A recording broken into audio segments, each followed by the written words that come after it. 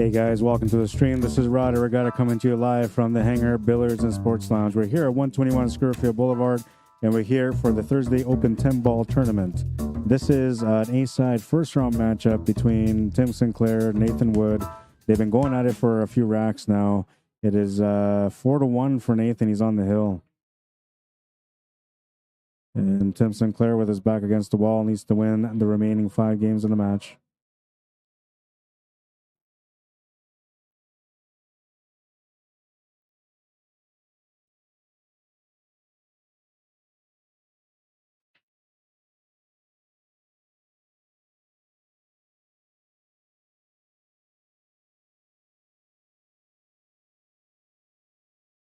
It is 10-ball, alternate breaks. No golden breaks allowed, so if you make the 10 off the break, it doesn't count.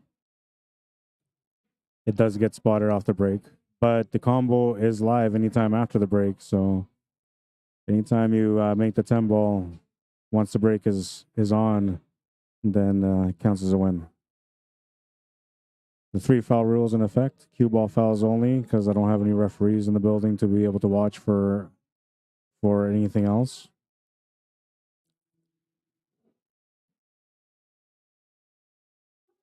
And it is handicapped using the Fargo rate system, somewhat tailored. Last week I went with a medium Fargo rate. This time I went with an adjusted Fargo rate. And I believe that next week I'm going to change the format once again. It's still going to be 10-ball though, but I'm changing the format slightly once again. That cue ball or that 3-ball was supposed to bounce further up past that 6-ball. I'm pretty sure he's left him a peek at the 3. He might get tempted to do a jumper. I'm going to say here for it. He's grabbing a jumper, so he's going for a jump shot.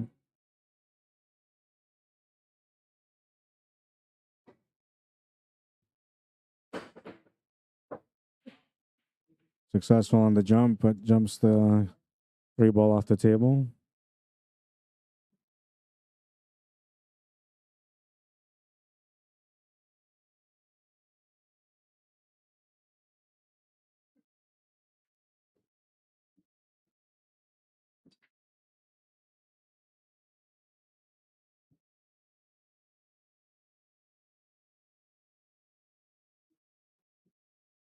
Comes up short on the shape for the 6-ball.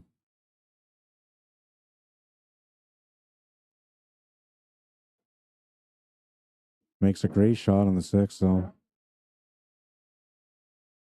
Also part of the 7 balls, left himself a challenging shot on the... Yeah, no, it's still fine. Distracting him here. He might miss his 8-ball because of it. Oh, but he makes it. Needs a little bit of luck here on the 9. Ooh, just the perfect roll on it. Unbelievable. And now he needs to get up for the 10-ball. He took that a little lightly, but he's going to get up just enough for the 10.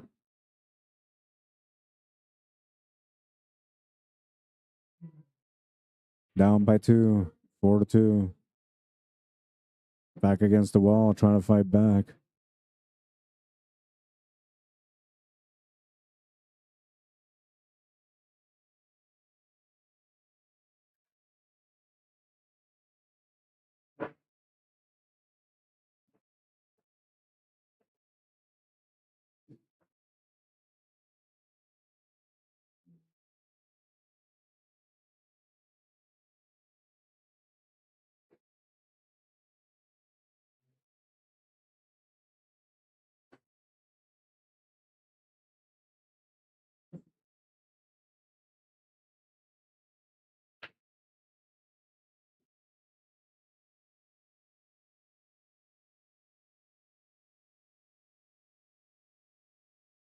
Oh, he's come up dry on the break.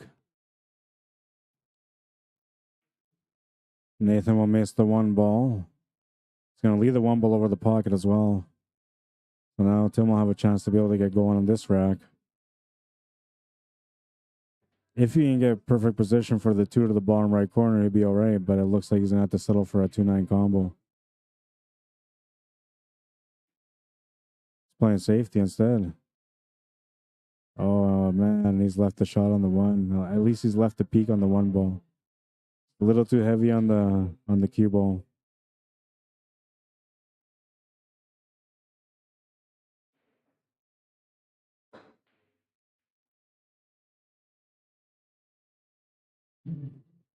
Oh, and you got lucky on the leave there. Sometimes that's just the way it works out on the table.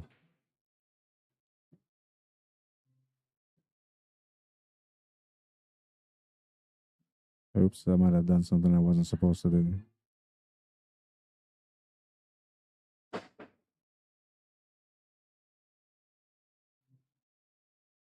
No, he's gonna get lucky on the leave.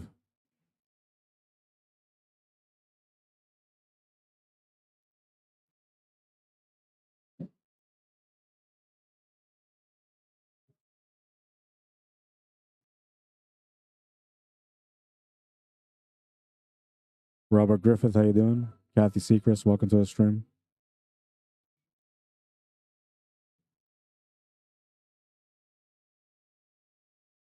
It almost looks like there's a kick shot on the 5 wired to the side pocket, but I don't think he's gonna see it or call it. He's just trying to hit the one. See how close it was? The one ball's gonna go in the pocket, and he didn't call it in there. So had he left Tim nothing on the 2 ball, then Tim could have given him back the table at that point.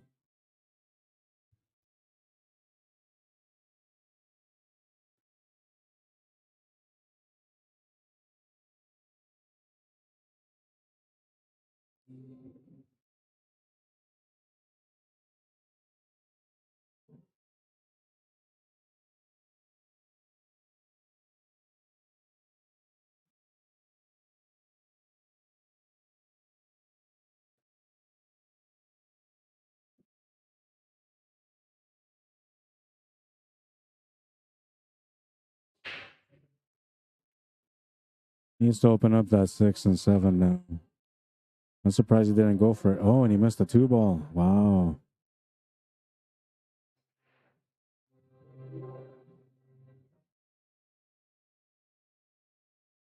He's got to ask me a question.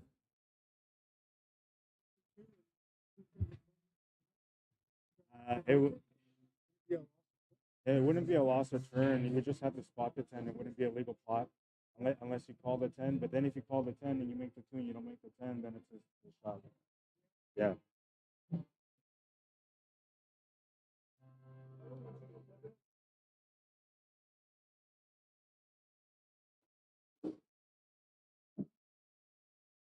Decided to move that 10 ball off the wall.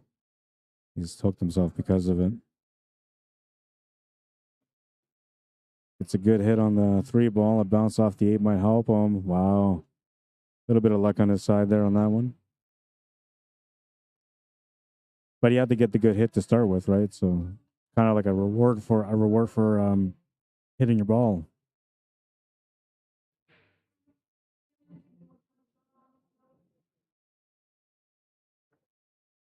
And Tim's gonna hit the 3. He'll escape, but he'll leave the shot on the 3. Good for him on that one. Oh, Nathan's gonna miss the 3 ball. A little bit of luck here on this one. The bounce off the 8 is what saved him.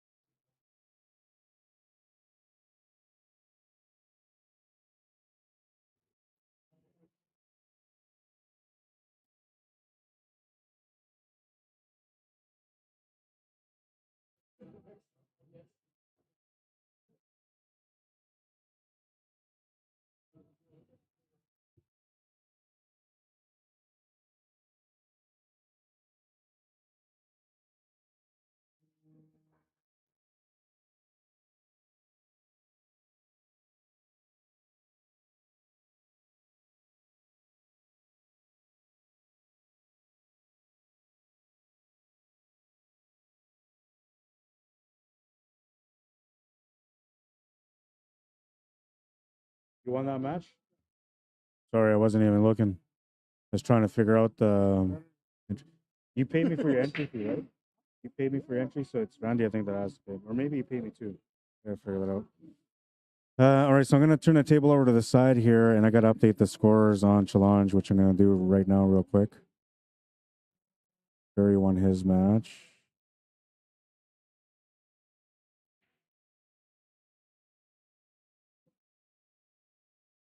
And Nathan won 5-2. It was 5-2 final score, right? All right, and they're both waiting for an opponent, and both players that lost also are waiting for opponents. So we're going to turn the table over to a matchup between Kurdesh Singh and Randy Baggett.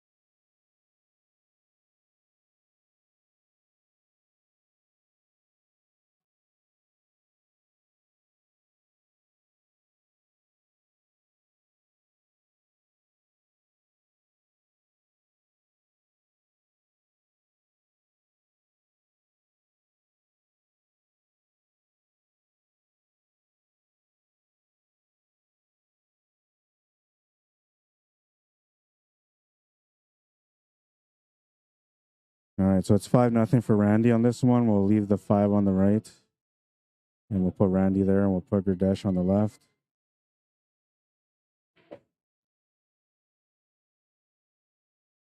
And he's going to 6.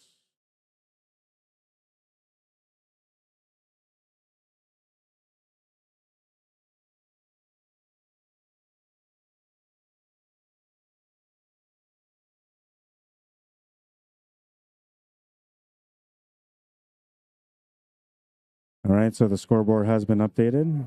And it's 5-0 for Randy. And he's got a chance here to get out. I'm not sure he meant to make that there. That was a really nice shot, though, had he meant it. He's left the attempt on the 5 here for Kurdesh. All he's got to do is just try to get back here for the 6 ball with a little bit of angle, and should be all right. Side just to keep it short and sweet. Means he's going to have to do a little bit of a power shot here just to get comfortable on the 7. He doesn't really have to do too much for the 7 ball, but he wants to get a good shot on it to set up for the 8 ball. And that's what he's done there. Good decision. Now he can just play this with some top rights, just a little bit of top rights, and he'll get straight on that 8.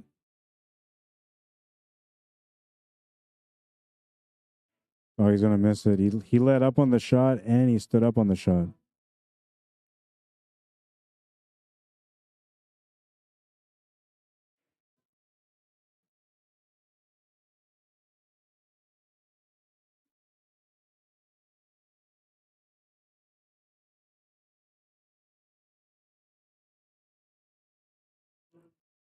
Robert says, what a tough rack.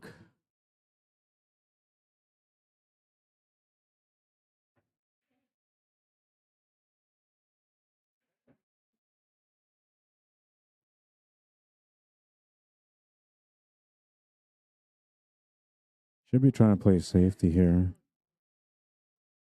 He might take a stab at a bank, though, but I feel like he should just go for a safety. Well, that's going to work out as a safety. That's going to work out really good for him. The extra balance is going to help also. It kind of leaves Randy shooting over top of the 9 a little bit. And that little bit of extra that he's got on top of that 9 is going to make him kind of think twice about what to do with the 7 ball. He's going to have to play it safe as himself here. Maybe try to clip the left side of the 7 ball. He's going to play the side-to-side bank. Safety. It's going to leave a bank side option for Kurdesh. He's going to call it. Can follow this through to be able to set up for the 8 ball here. So miss the shot, and it's going to miss that pocket also. We'll leave Randy a back cut on the 7 going towards the 9, or a combination into the 8. Or, of course, a safety shot. Which he could just play a safety, skimming off the 7 ball on the right side of it and taking the cue ball towards that 9 ball. Getting off the side cushion into the 9 would be the best option.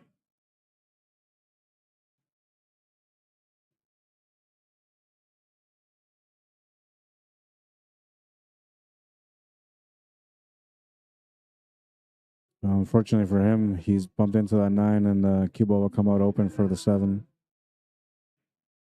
I was thinking he should have gone more towards the rail and then off the rail into the 9.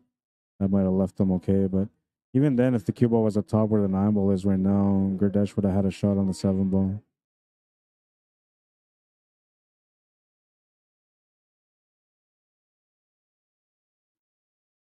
Oh, and he's going to miss that 7 ball. Now Randy's got the finish in front of him here.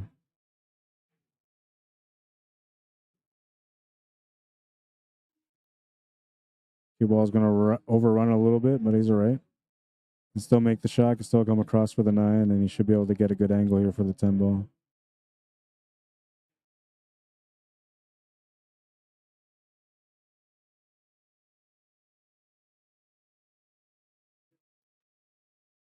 Keeping it simple.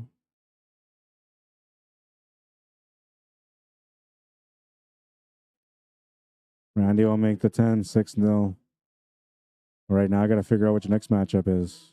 Which I got to do right here, right now.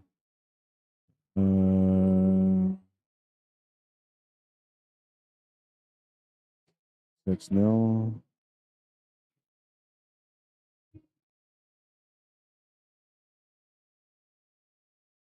So Randy and we'll have Nathan Wood and Damon. That's what we're gonna have. I gotta do something here.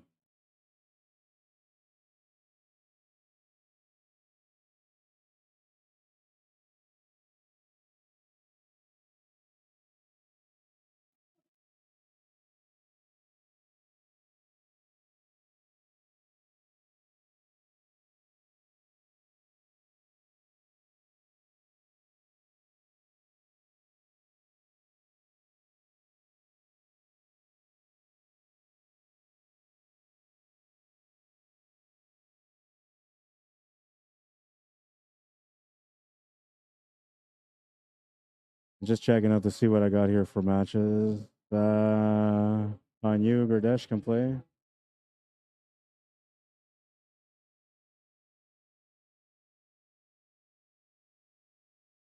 6-2.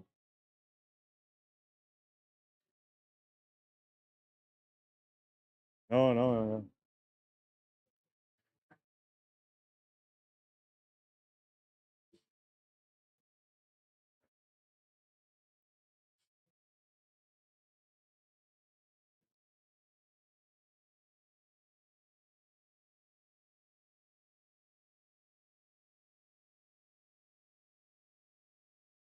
All right, so it's gonna be Randy against Barry Bremner. 6-2 race. This will be a good one. 6-2. I gotta set up the scoreboard here. We'll put Randy on the left this time.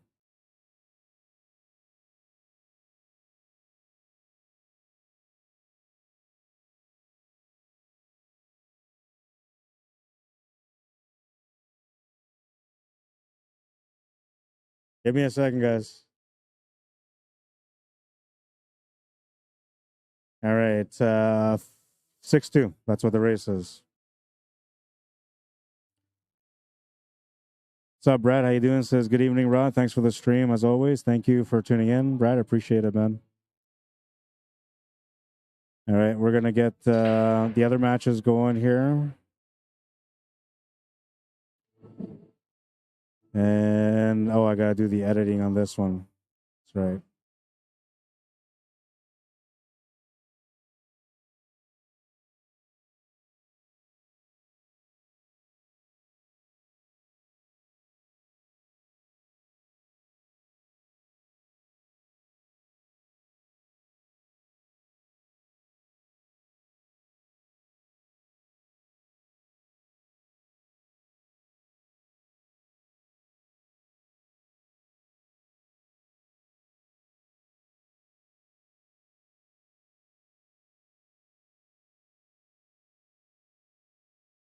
All right, so I gotta get all these other matches going right now. Tim gets a bye, so he's good on this one.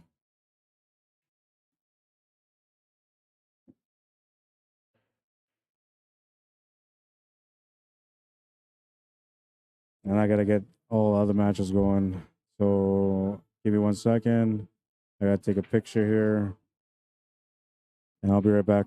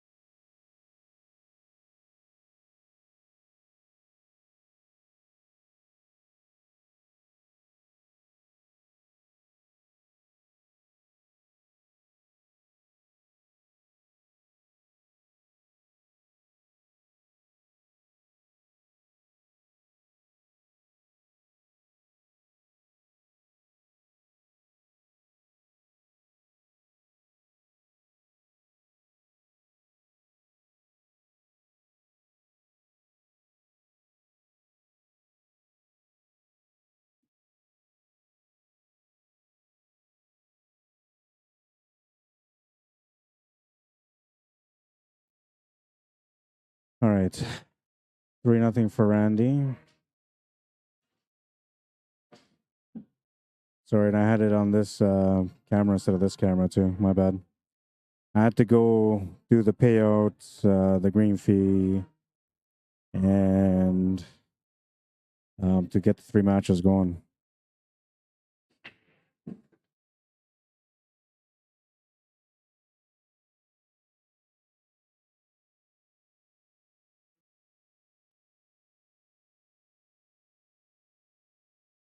Arnie Solberg, how you doing? Says, God bless you all today.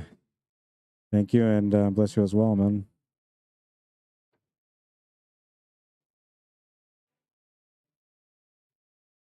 It's going to have to go off the 2 rails just above the 9 ball here to get onto the 6 ball. Just missing the 9 ball. Yeah, it was all about trying to miss the 9 ball there for him. That's why he missed the shot. So Barry will get a crack at the table now.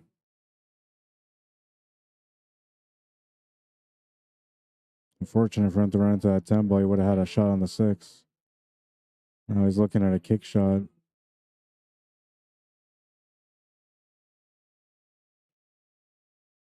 He can maybe try to swerve around it, but that's a tough stretch. He's got no choice but to go for the kick. He's either going long rail kick or short rail kick. He'll miss that long rail kick and give Randy a ball in hand.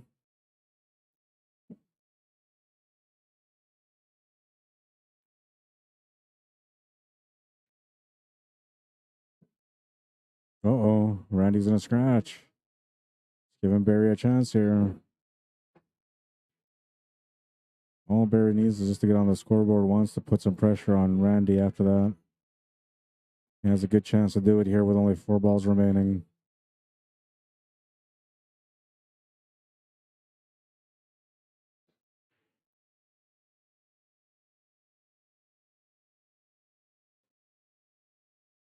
It's a big bounce off the rail here. Would have liked to go onto the side, but he's going to have to go to the corner. Side was still best, though, if he can go to the side. Oh, yeah, and he will. Oh, he's got a bit of a tester here on the 9 ball now.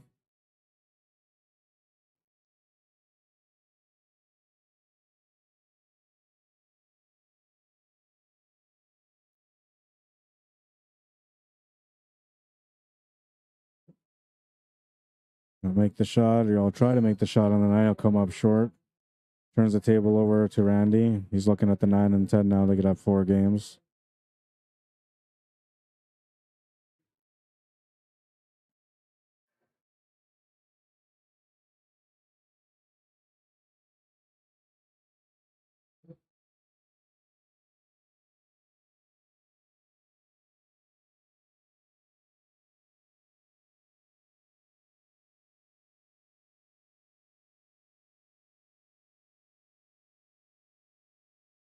He'll make the 9. And he should be able to make the 10 here. Henry Wentz, how you doing? Jerry Alton, welcome to the stream. He'll make the 10. Thank you. 4-0.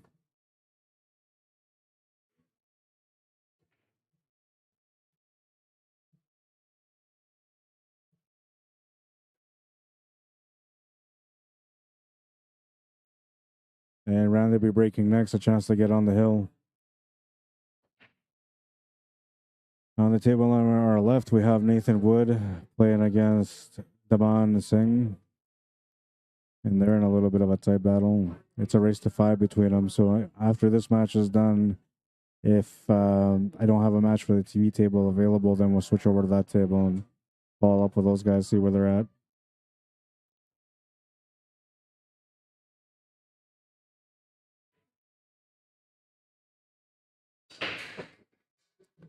Smash and break. And did anything go down? No, nothing went down. Dry break, and he's left to peek at the 1. No pockets available for the 1, but a safety option is always available.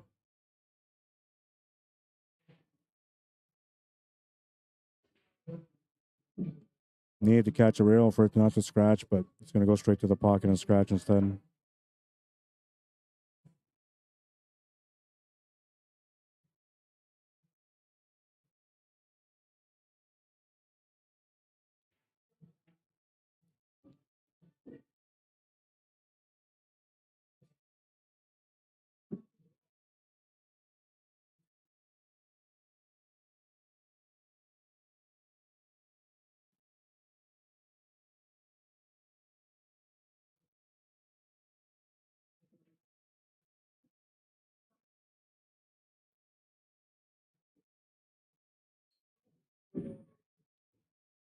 No, he's not going to get the shot on the 3 ball.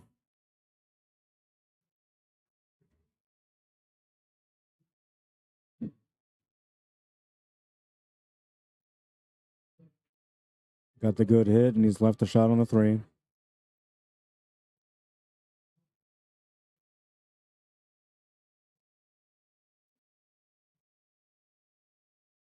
Now he's got those 3 balls that are clustering up on the left. He needs to avoid them all.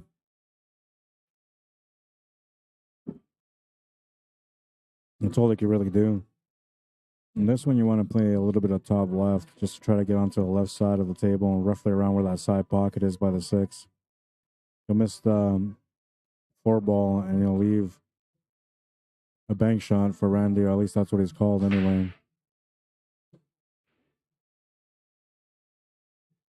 Now, there was a chance he was going to miss that because he had to follow up for position on the 6 ball, and that's the only reason why I feel like he missed that shot. And even had he made it, he wouldn't have had much of a shot on the 6, but he would have had a kick shot, I guess, and that would have been something.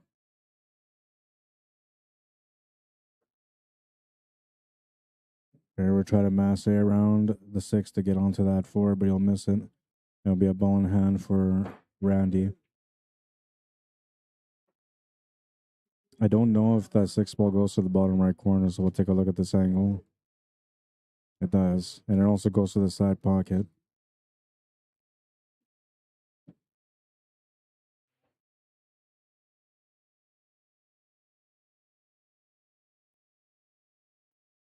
Perfect weight for the 6. You have to stun draw it up table just slightly, or draw back hard for the 7 on the side. He's going to stun through instead on the 7.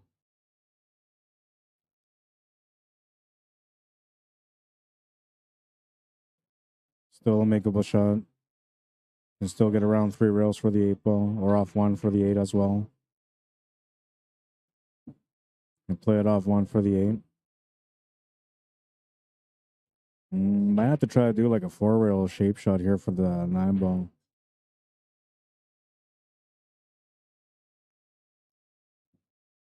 He's going to settle for 3. Just take a longer shot on the 9 ball.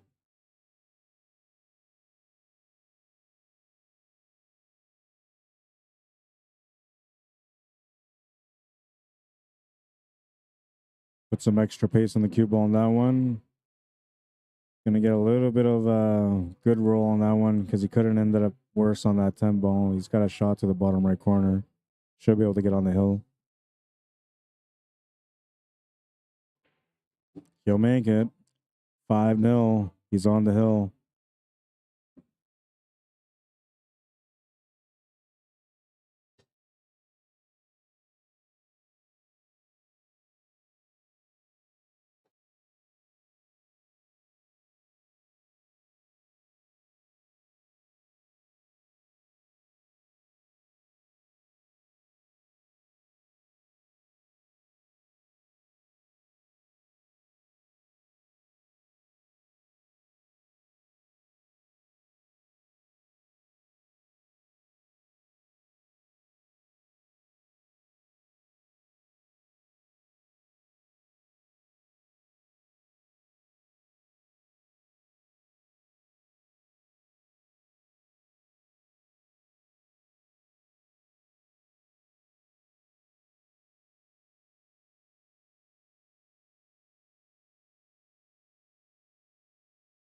All right, we're moving into rack number 6. Barry Brimmer to break, trailing by 5. Needs to get on the board now. If his opponent Randy wins one more game, it is over.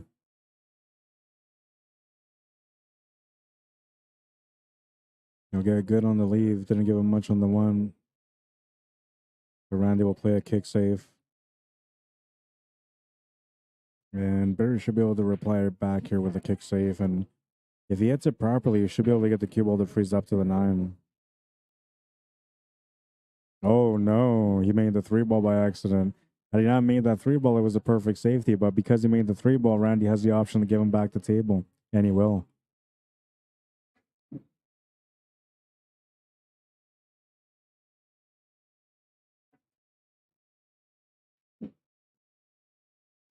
Just missed it. Randy out of the shot on the 1 ball now.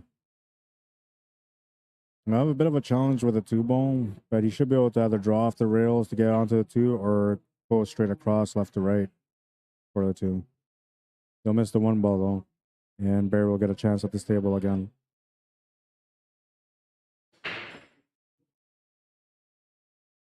He should be trying to play a safety here.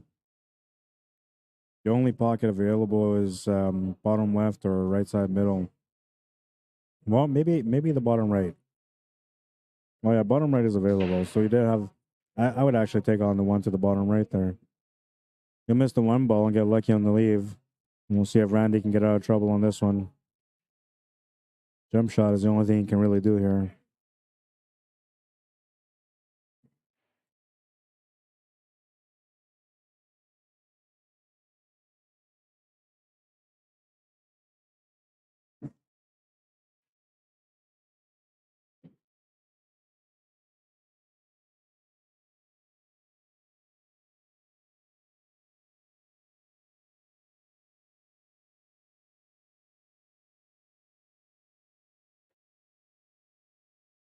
Smooth on the jump. He'll miss the 1 though. Don't know if he's giving Barry the shot on the 1. I mean, you can see the 1, but I don't know if it goes past the 5. Looks like it doesn't from here, but it could go off that 4 ball. He's calling the 1 ball. Or he called the 5 ball, sorry.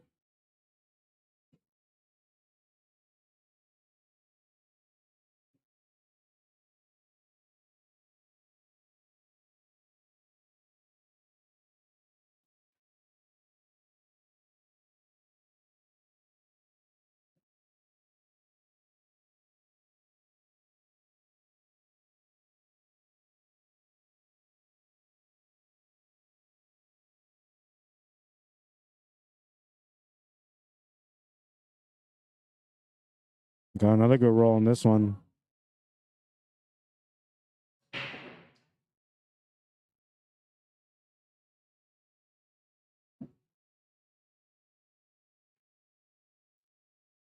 Randy called the 9. It's going to go and block the pocket on the bottom right or bottom left. So now Barry will have to call the side pocket or a combo. Looks like he's going for the side.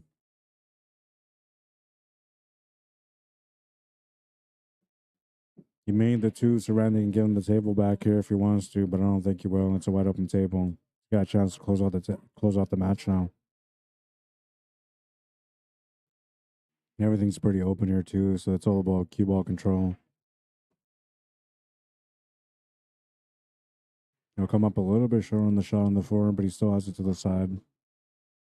8 ball will be the cushion for the shape on the 5.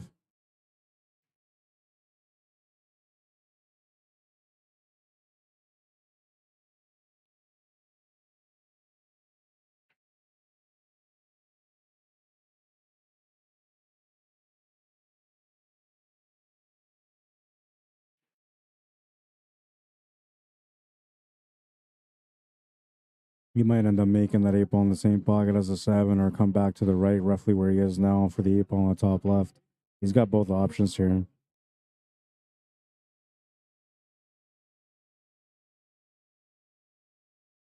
Looks like he's settling for the same pocket as the 7.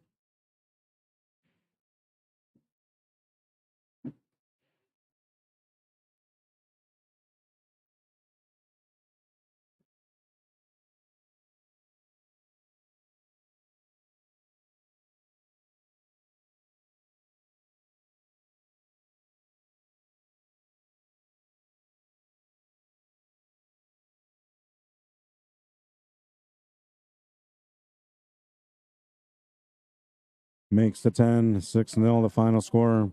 And we'll switch tables.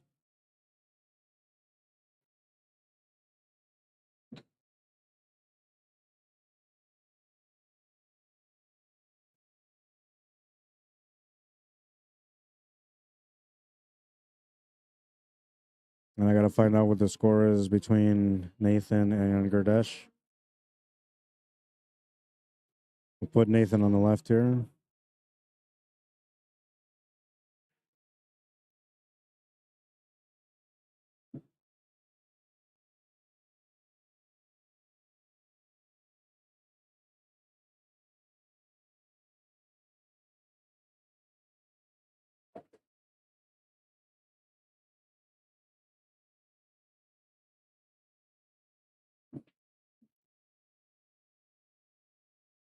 Oh, wait, he's playing against Daman.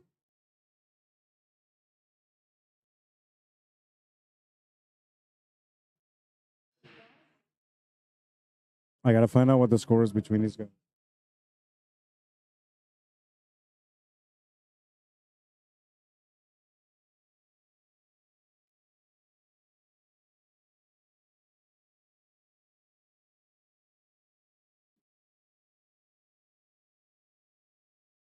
All right, so the score is 2-2 here in a race to 5.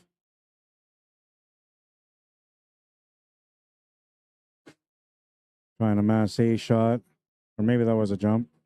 Either way, it was a mixed skew, and Nathan will get a chance to take the lead here.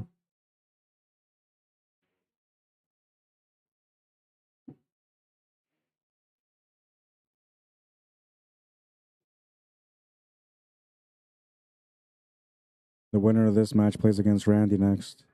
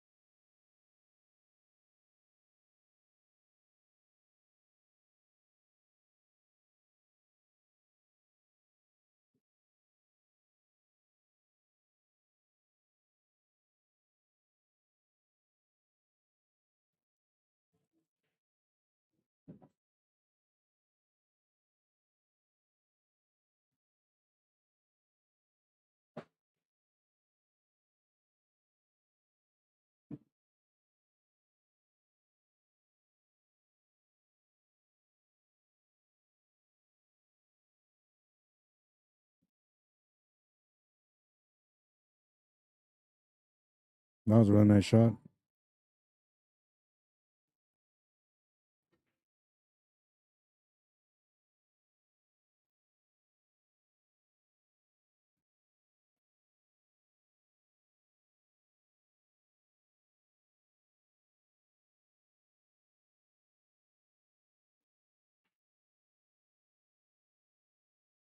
He called a 10. He left it out of the pocket. 10's available here for Daman. He calls a 10. He'll miss it. Oh, man. And he's made the 5, so Nathan gave it back to him, but he won't. He's going after the 10 ball. He'll make it this time. Takes the lead 3-2.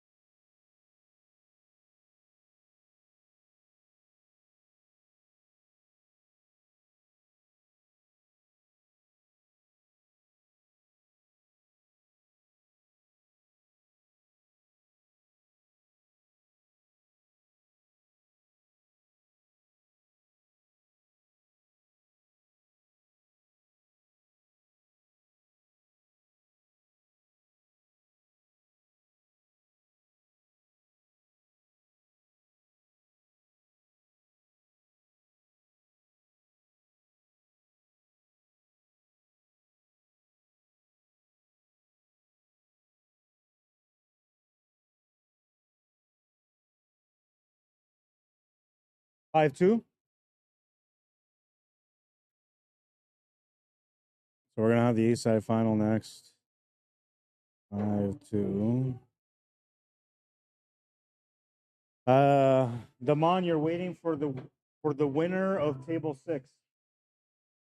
Once they're done, you can play them, and I'll have to figure out what the race is depending on who wins.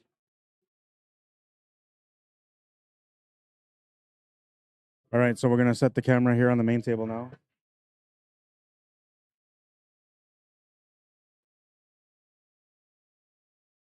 Nathan's racking, and I'll let Randy know he's playing.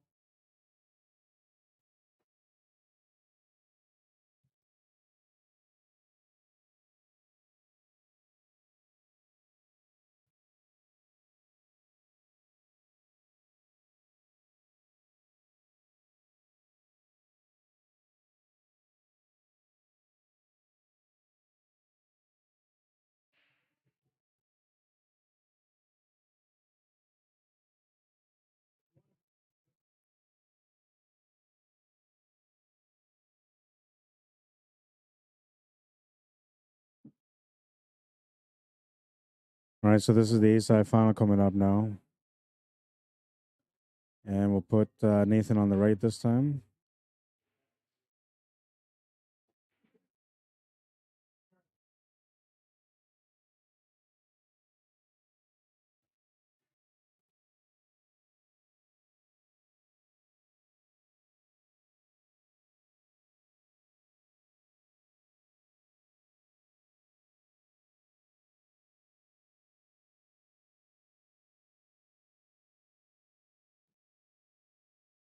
All right. 6-4 race, 2-game spot.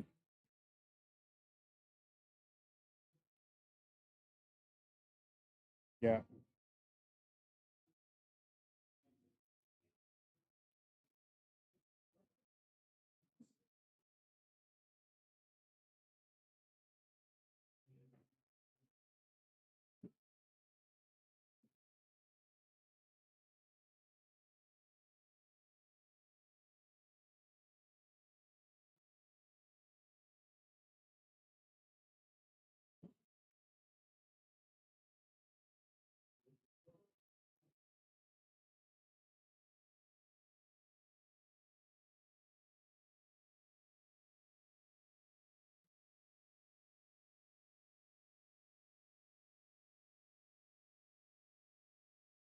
We'll put up their Fargo rates too.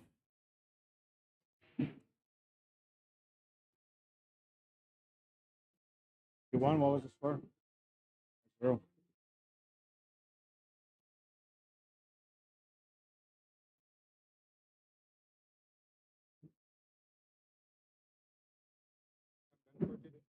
Yeah, you can still shoot around, whatever, right? 5-0.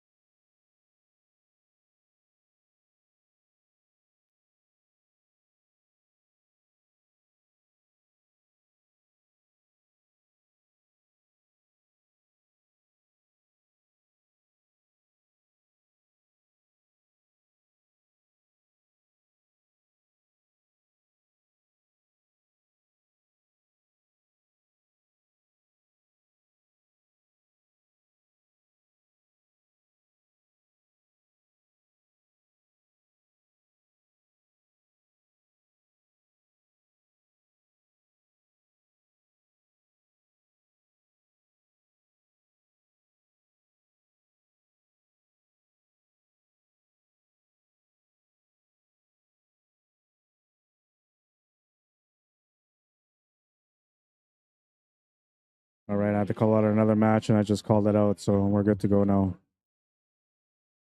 And I believe this is still the first rack.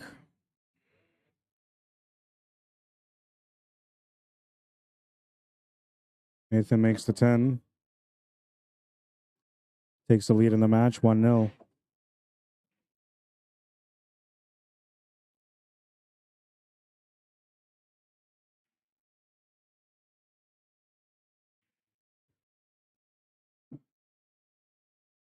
And it'll be Randy's break next. Chad Sands, what's up, man? Says good luck to Randy. No fun, bag it. Yeah, he's I don't know, man. He's still trying to find his game so far, but he's been dominating his opponents so far as well. So it's kind of weird because when he has those bad days at the table, he still plays pretty good. I don't think he's having a bad day at the table. I think he just hasn't found his rhythm yet. Ken says nice run. Win.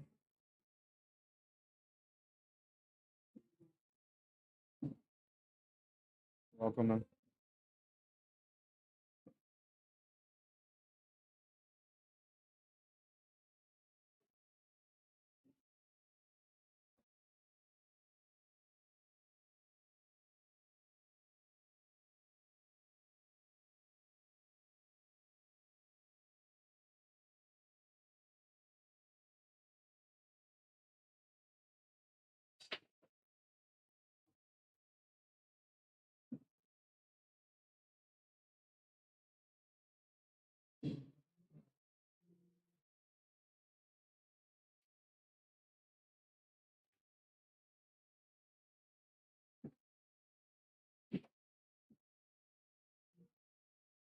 Too heavy for the two.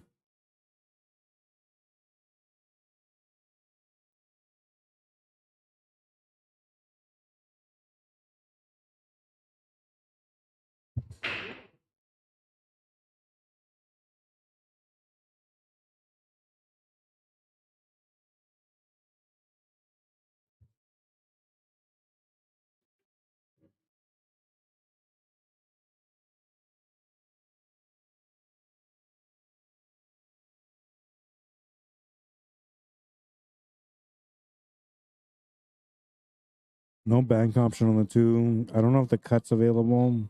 It looks like it might be. He'll play it safe though. And he's coming too far on the cue ball, leaving the shot on the two ball for Nathan.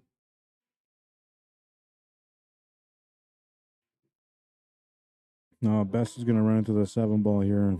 Might end up having to do a 3-10 combo.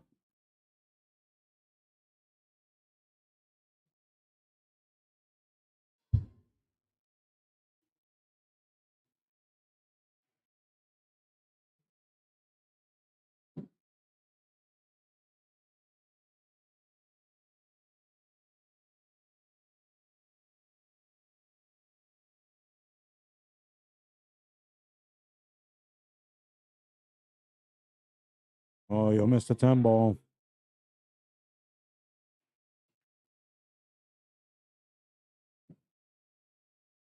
I think he's left him hooked on the three ball also.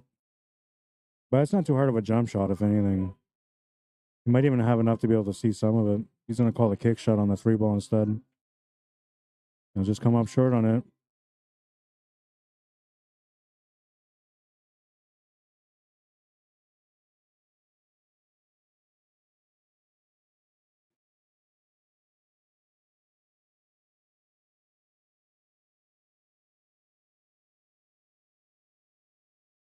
Almost made it to the pocket. Great attempt.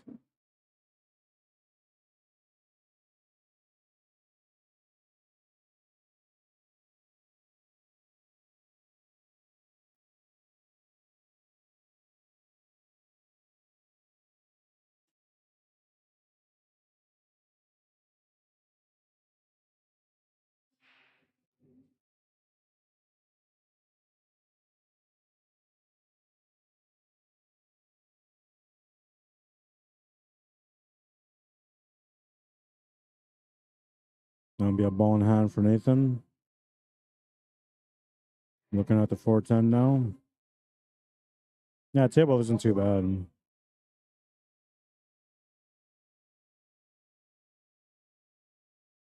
What is he asking?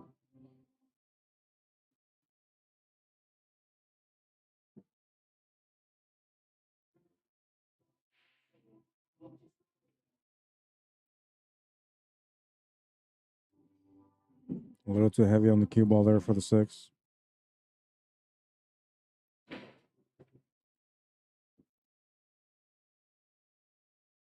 Keep ball went for a spin. He lost the cue ball. It'll be a ball and a half for Randy. Just got a win off the break.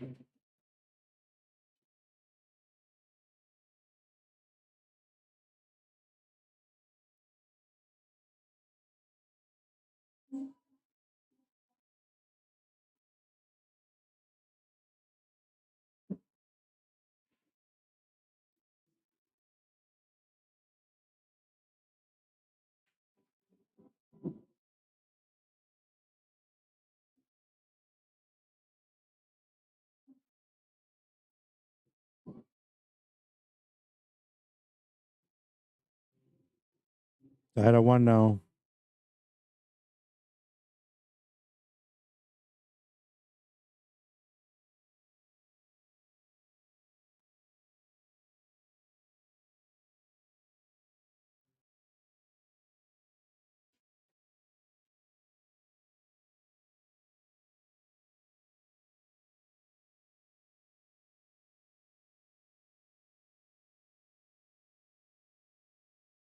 All right. And I wasn't doing my job too well because I was trying to eat something quickly. But I'm done now, so let's get focused on this matchup and on the rest of this tournament.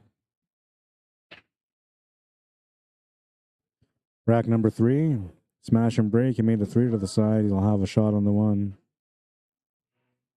It looks like the 8 ball maybe got in the way, but he'll take a look first. Maybe not. He's kind of ducked in and out, so it must go past the 8. But then he missed the shot on the 1, so maybe it didn't. I don't know. And if he missed a shot, did he miss the shot or did he play safe? Because he got safe out of it. 1 ball's off the cushion slightly, so it's as long as he hits the 1 ball, he would have been okay, and he was.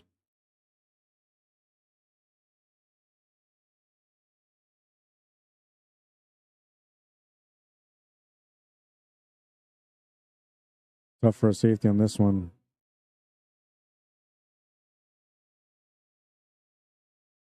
I guess a good leave will be just as good. Randy will have a chance here. He can either bank this or he can play safe. Using the 7 and 8 as blockers will be the best safe. And he does. Kick shots available. I'm pretty sure you can see half the ball at least. Maybe you can see the whole thing. Oh yeah, you can see the whole thing. Put lots of pace on that. Gets a bounce out the 2 horns, ends up funny on the 2.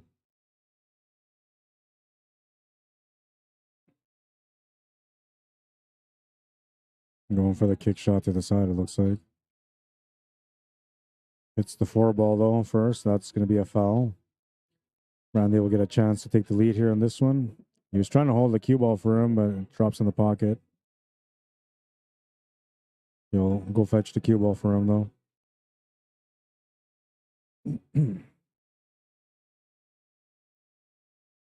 This table ain't too bad. I mean, he's got a 4-9 combo he's got to make, and after that, everything is kind of opened up for him.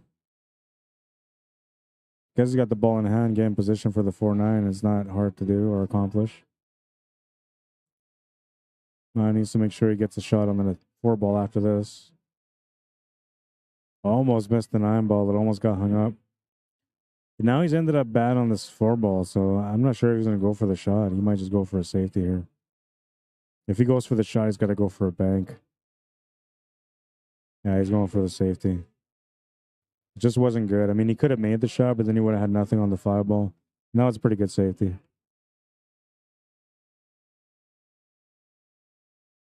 Sharon McNamara, how you doing? Bob Holman, Chris Harrison, welcome to the stream, guys. Robert Page, how you doing? Steve Operman wants to know if this is a valley table. It is not. It is a diamond. The table in the background is a valley, though.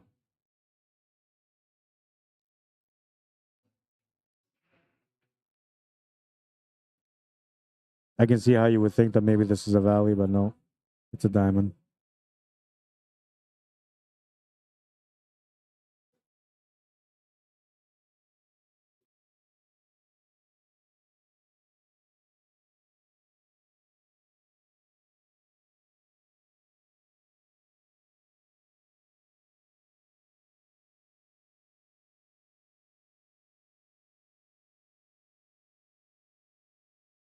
What he's looking at is whether or not he can play this to pole position for the 7 ball if he needs to split the 7 and the 8, or get on the right side of the 7. He's going to try to split them in between. He's going to just miss the 8. And he'll end up having to take the 7 to the top left instead. He could also play the safety here if he wants to. He's got a big blocker with the 8 ball. All he's got to do is just bank that 7 ball. Drop back towards the 8. He's looking at that option now. I like playing the safety here, bank safe. We'll see what he does. He might just try to go for it. I just can't see him playing like that though. He's a disciplined player. Hit that a little too late. He had the right idea. Did it too late. And that's going to wire up the attempt for the 7-10 combo. Because the 7 doesn't go to the pocket, it is kind of the risk that you take here going for the combo.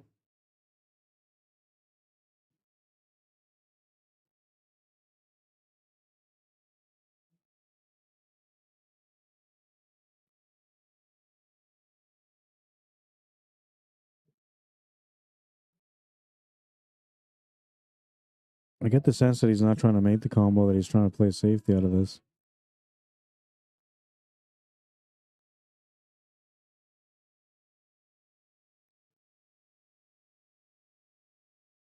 All right, so he's looking at playing safety, yeah, cutting the 7 ball and using the 10 ball as the hook.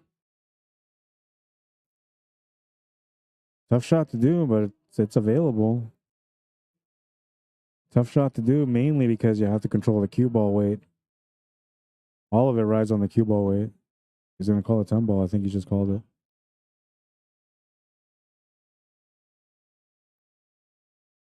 This is a big shot if he takes it on.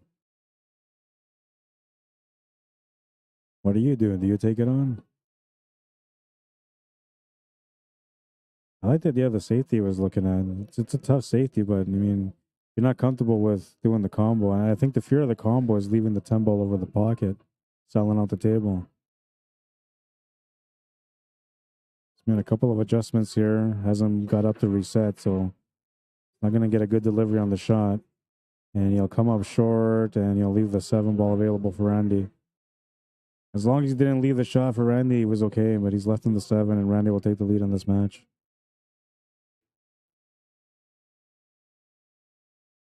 Steve says, if the safe is just as hard as the shot, may as well swing it. Yeah, and that's what I mean. Like, I don't know. It's hard to say. Like, a lot of people, I think, would have gone for the combo there, and I think the low percentage would have gone for the safety. I think if you weren't sure about the shot, you have to trust your instincts and not go for the shot. And then you play the safety. But if you feel confident on making it, then you go with your instincts and you make the shot. I think it's one of those situational situations where you've got to be in the moment to know what you're going to do. But if you were to try that shot, say 10 different times, you would probably figure out which is the best option to take next time around. But I'm telling you, that safety touch was going to be tough. It was all about the cue ball control. And at the same time, you had to make sure that you bounce that 7 off the bottom rail. So it was tough for him to be able to do that safety. And the combo probably was the best option.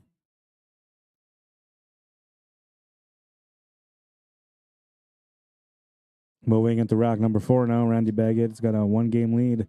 And he's breaking to try to make it a 2-game lead. Speaking of 2, he makes the 2. And he'll have a shot on the 1. Looks like the 4 ball is going to work as a cushion ball here for position on the 3.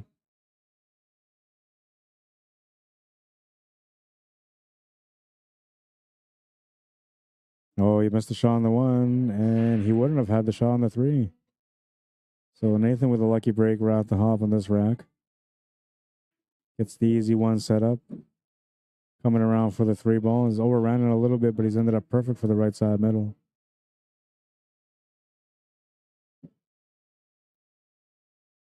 Needed a little bit of angle from the 4 to the 5. He doesn't quite have it. He's going to have to 4-stroke this a little bit. Or maybe just roll it forward and take the longer shot on the 5. That will work too. Going to 4-stroke it, a nice little positional draw shot.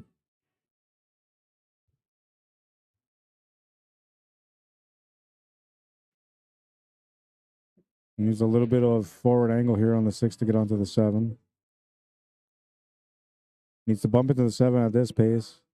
Ooh, a little bit harder would have been perfect, but he'll come up short, so now he's got to play a safety.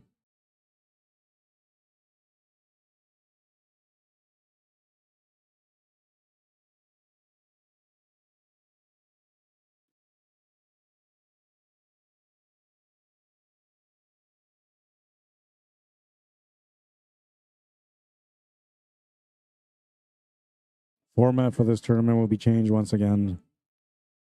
It'll be changed as of next week. I got to work on the format, like to make the poster and the write up and all that stuff, which I'll do over the next few days, and then I'll post it up on Monday. And I'll give you guys a reminder post on Wednesday. I don't know what's going on for Canada Day weekend here at the Hangar. They usually have the Sunday tournament, but it's Canada Day on that day, so I'm not sure they're going to have the Sunday tournament. I myself am looking to spend some quality time with my family on Canada Day, so I might talk to them about it and see if we can maybe set up like a quick 9-ball tournament.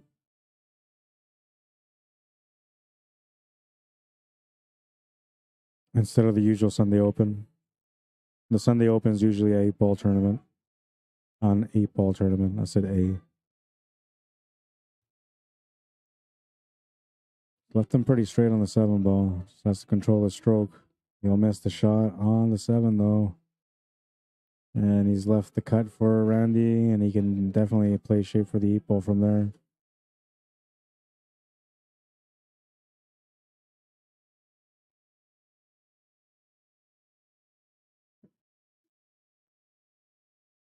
A little heavy on the shot. He'll end up with a tough cut on the 8-ball. Might have to play safety here.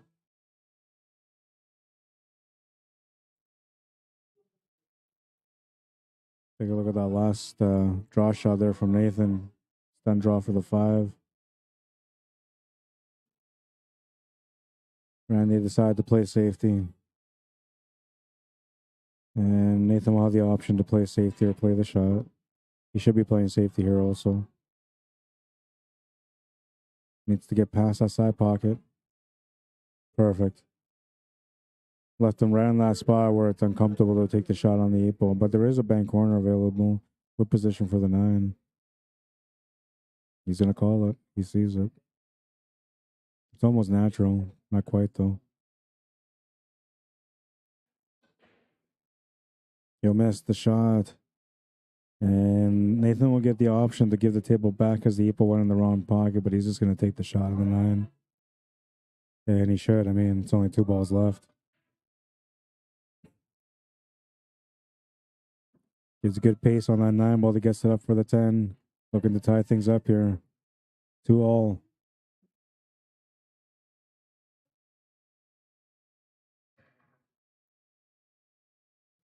2-all, and he's breaking next in rack number 5. A chance to take the lead and also to get on the hill first.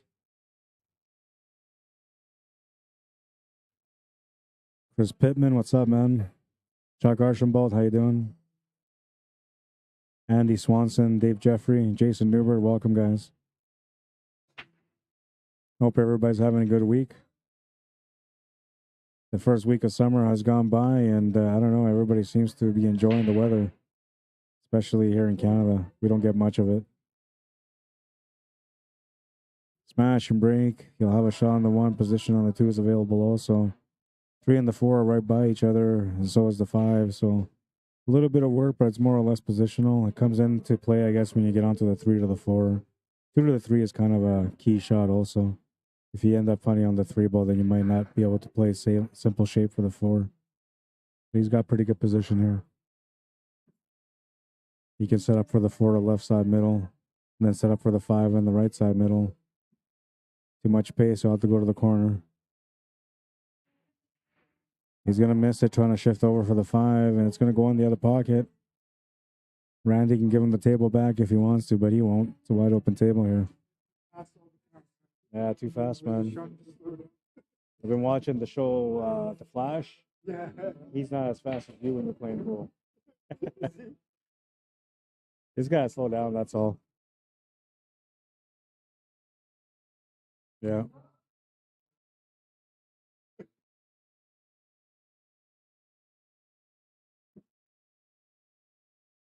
Randy will finish his rack. He doesn't miss too often.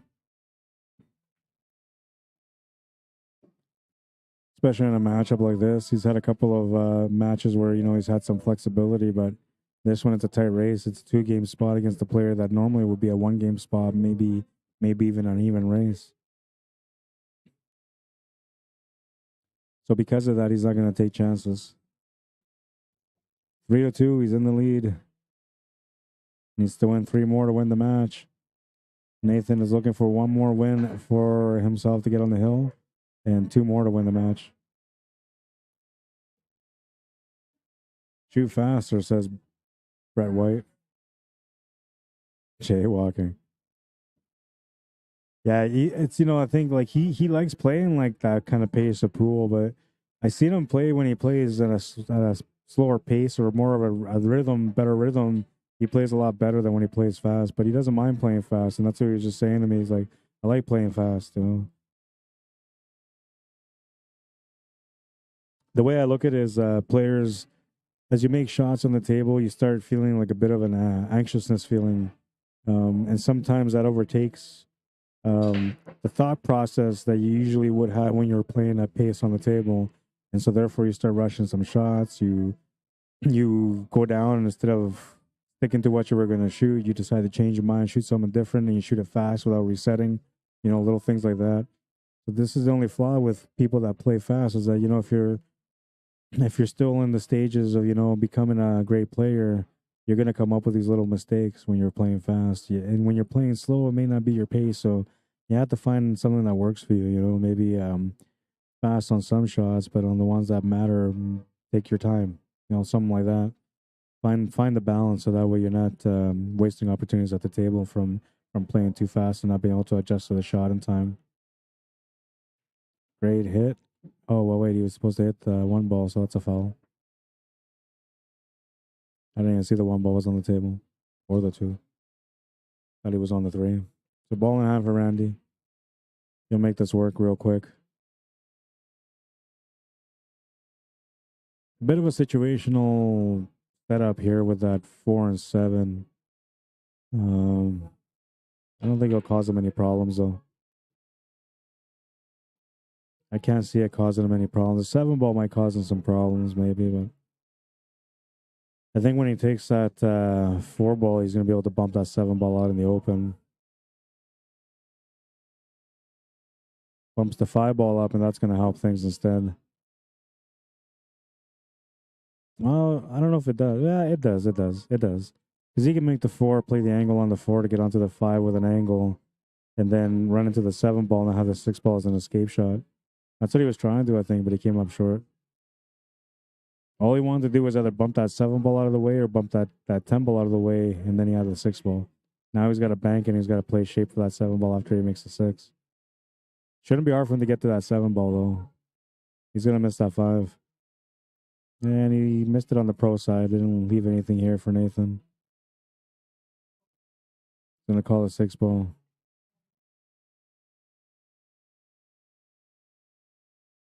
Yeah, he's going to call a 6 ball.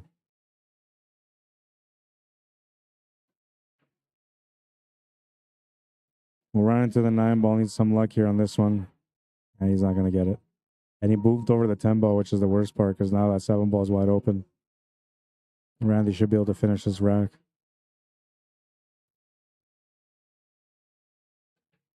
Just beat it, beat it.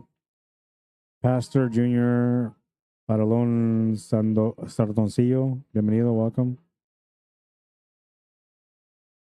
Wilbert Tagampe Quinones, welcome to the stream. Legs Leon, how you doing, man? Jilberson Manassi, welcome to the stream.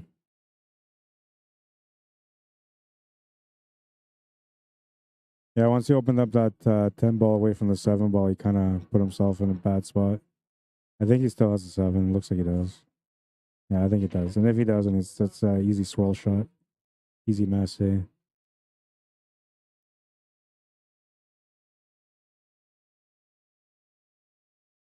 I'll have to play the wide angle here on the 9. Two real shape to try to get onto the 10 for the left side middle pocket.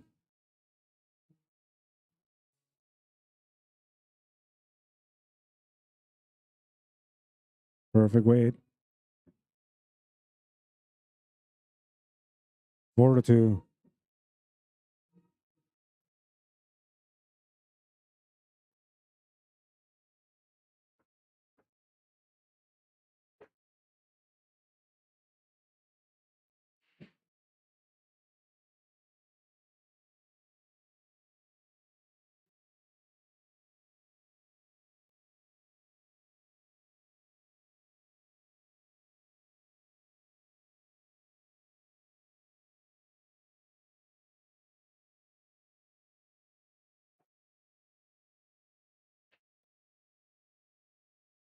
Smash the rack.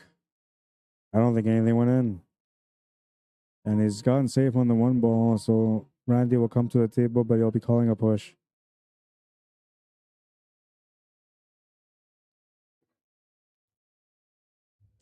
I wanted to play so bad today, but I can't. I endured some pain last week that felt like sciatic nerve pain, and I haven't been able to do much since. It's been a week, and I'm still trying to heal. And I so wanted to play pool, but I know that if I tried to play pool, it would have been bad for me in the long run. Would have made it worse for myself. I mean, I only know that because setting up this equipment was quite painful too.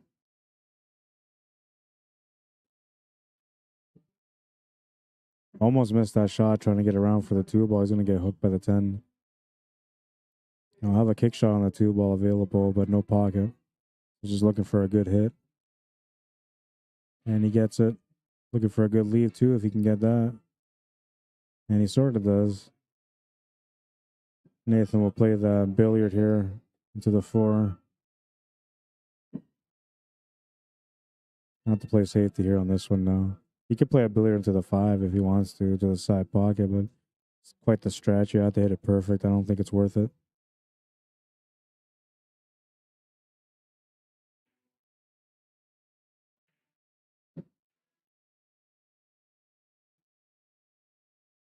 That'll work.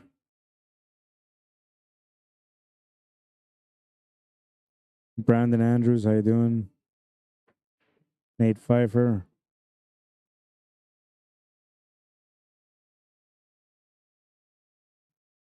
Jeff Villanueva, how you doing? I think Barry won his match against Tim Sinclair. It was a 5-2 race. It was a tough race. And I don't think normally it would be a tough race for Tim when he's playing really good, but today he wasn't playing his best. He was having some issues at the table.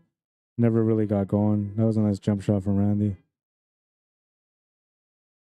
Another safety coming up here, though.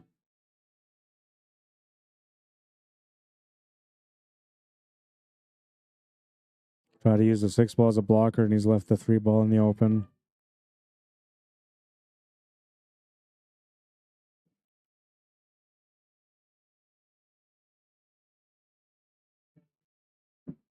Table set up for Randy to get on the hill. It's a 1-set final for the final, which is an advantage for the B-side player because if they can win the first match, they won the tournament. Normally, they would have to double dip the guy on the A side.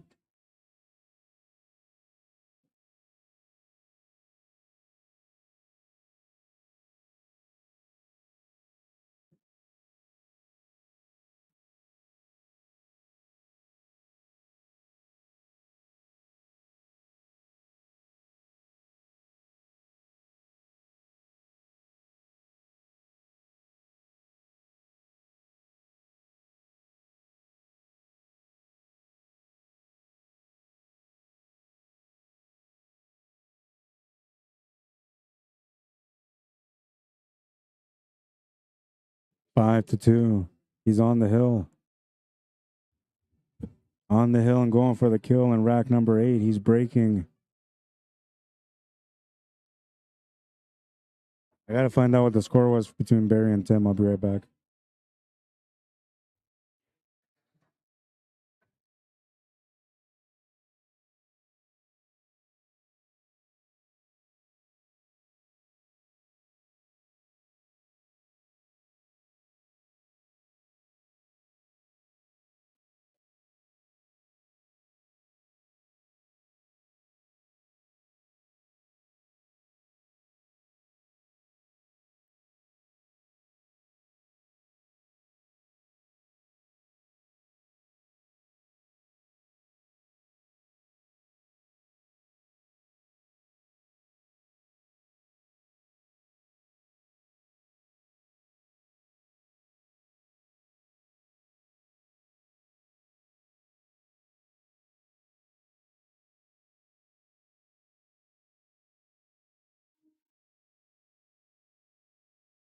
Smash and break, but he came up dry.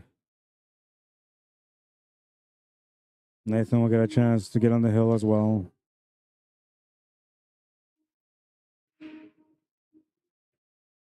He'll miss the one ball though. He'll leave a shot on the one for Randy as well. He'll have an angle here to be able to get around that 3 or around that 7 ball. I don't know if he'll be able to get around that 9 ball though off the second cushion. Oh, and he ran to that 7 ball. That wasn't part of the plan. He'll scratch because of it. Ball in hand for Nathan.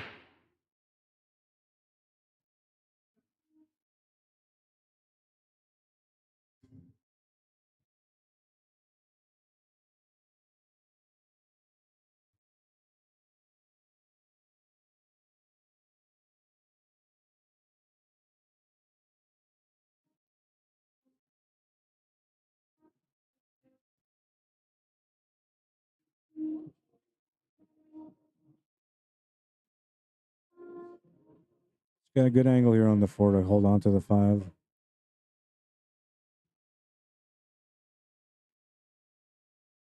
Got to be careful not to miss those shots when you're trying to hold position because you might let up on the stroke a little bit. You'll have to play through here on the 5 ball. And he's got a straight line towards that 10, so he's going to have to try to avoid it.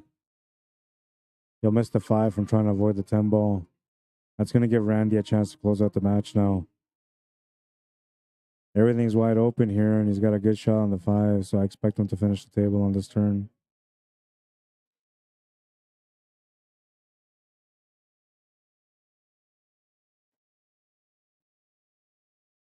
Darren Keller, how you doing? Don Churchill, how you doing? Welcome to the stream. Janier Shangosito, welcome to the stream. Jeff Nystrom, how you doing? John Wills.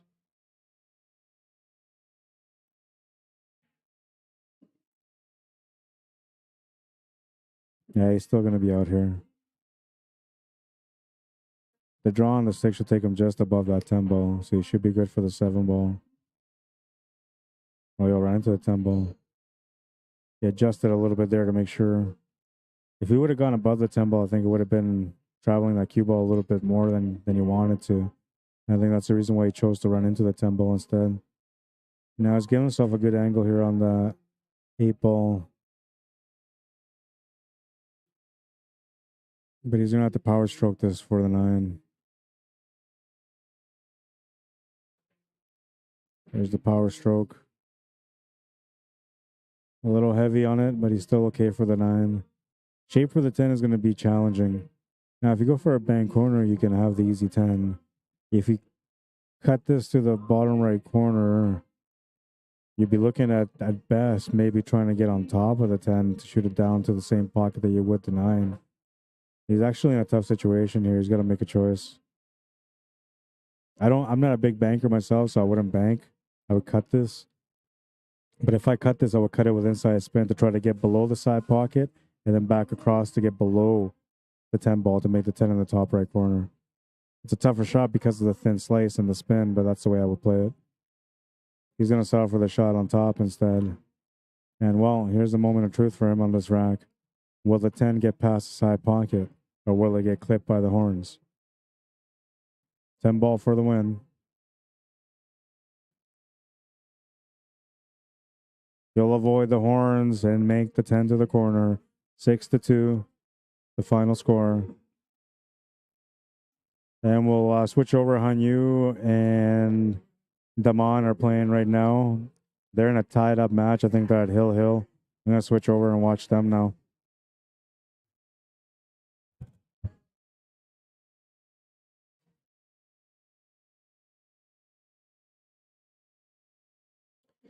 I see one of them is on 4. I'm not sure what the other player is at, but made a great shot on the 9, taking the cue ball around table. He's going to end up perfect on the 10. What a shot. That was a beautiful shot, man. That was to make it. Oh, it's 1, 2, 3, 4-2. 4-2. And you won the lead on the hill.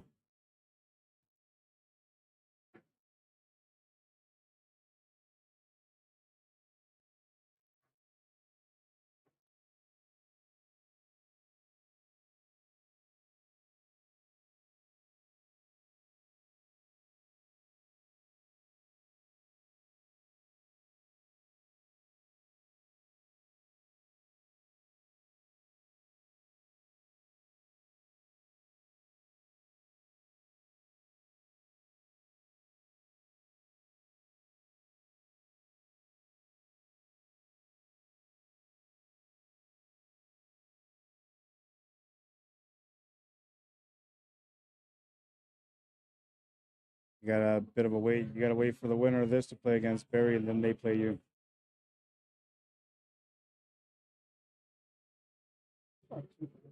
No. Yeah, they're one's on the hill, the other one's out too. It's a race to 5.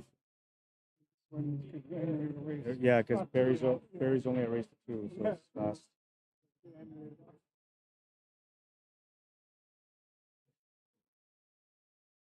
That's on you at the table right now. Makes the 10. I believe that was for the match. That was for the match. 5-2.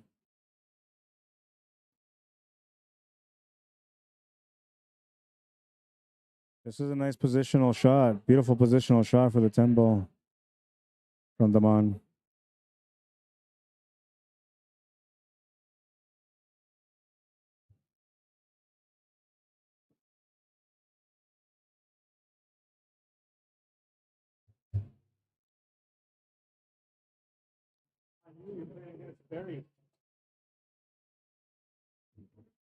Five two was that one. I gotta update the challenge bracket here. Give me a second.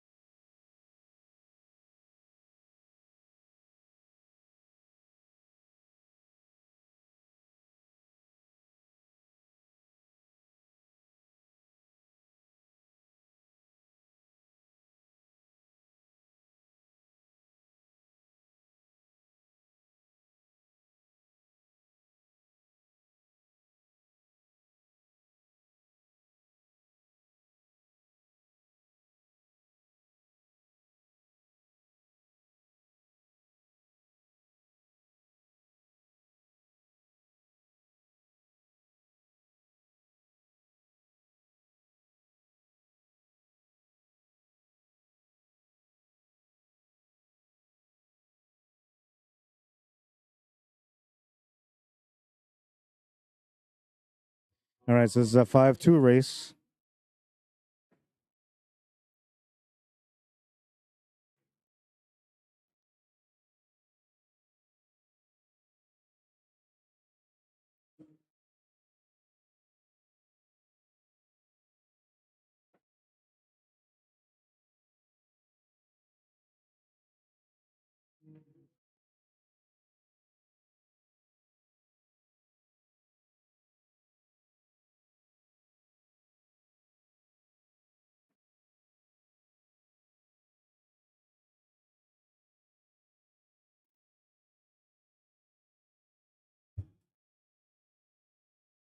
All right, and the scoreboard has been reset. Barry's racing the 2, Hanyu's racing to 5.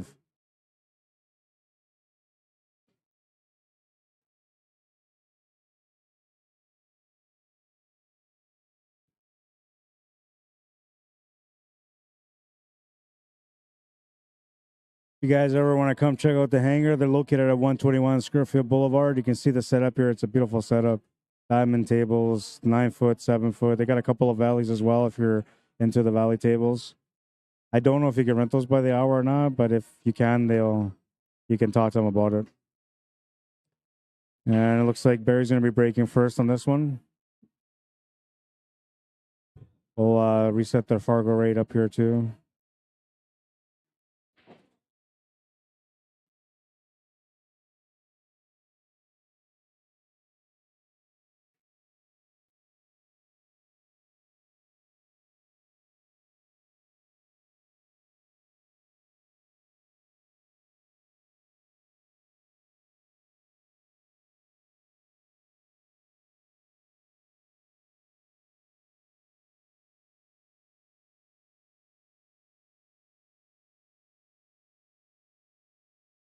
It's just waiting for Hanyu to come back from the bar to get started.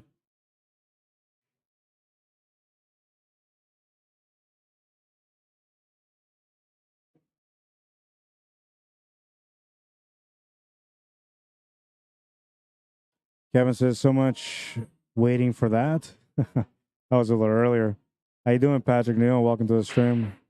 Matty Boy says, "Good evening, Rod. How you doing tonight?" I'm doing all right, Matt. How you doing, man?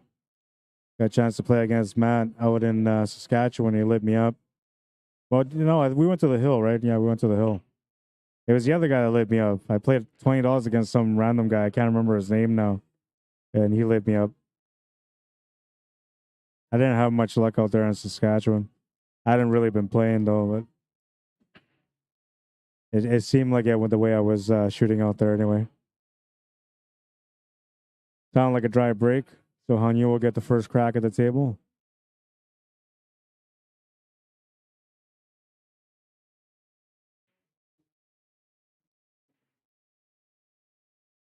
Mr. Joe Cave, how you doing? Rubs Gutierrez, bienvenido, welcome. Vince Valdez, what's up, man? Robert Griffith wants to know, did Hanyu ever get his revenge match with you, Rod? He did and he didn't. We played last week for this Thursday tournament. And, well, first of all, I was in bad shape last week. I started my my sciatic pain last week, but I tried to tough it out. And then I was running the tournament plus streaming. The match that him and I played, I was not focused. That's long story short. I was not focused at all. He ended up beating me 5-1. So he sort of did, but I feel like it wasn't fair because I never had a chance to get focused or to even get in stroke or warmed up. He missed that shot on the way up, but he ends up kicking the one ball in. And now Hanyu will have the opportunity to take the shot or to give it back to him, which I think he's going to take it, obviously. 2 balls available. But we will. I got to wait for this sciatic nerve to kind of settle down for some of that pain to go away. They're telling me that it might be weeks because I'm diabetic. So I got to wait for that to go away before I can start playing again. And once I'm able to play again, though, we're going to have a rematch. We'll have it as a challenge match, too. Race to 9. But he did beat me 5-1 in that tournament last week. I had no luck either in that match. No focus, no warm-up, no luck. Perfect setup for me to lose. And I usually, I fight back mentally, but I just couldn't. I was just fatigued and stressed out last week. I even swore on the stream, man, because I was so worked up. Because after that, I played my next match. And my next match, I was getting bad luck also. And it really worked me up then. Eventually, I found my cool in the second match. I ended up winning the match at the end, which I was proud of that part, but I wasn't proud about the way that I felt stressed out last week when things weren't going my way. It took a lot of effort to reset the mind to be able to play properly again after that. I'd say maybe like 15 minutes of battling mentally to try to get over it while I was playing. And after about 15 minutes, I started calming down, and then I was able to take the match in a different direction and play better. A lot of the stuff that when it comes to the competitive play, the separation between all of us really comes down to the mentality of each of the players that are at the table. And I know that, so a lot of times I try to keep a good mentality, but sometimes, every now and then, the table will just bite me too many times, and I'll get overwhelmed too, just like anybody else. That's what happened last week to me. I learned a lot from it though, especially the turnaround, because it'd been a while since I turned around mentally in a match like that. Usually I got a good level head whenever I'm playing, right? But that was one of those moments where mentality slipped, and I had to find a way to get back on par with playing the right way. So I learned a lot from it.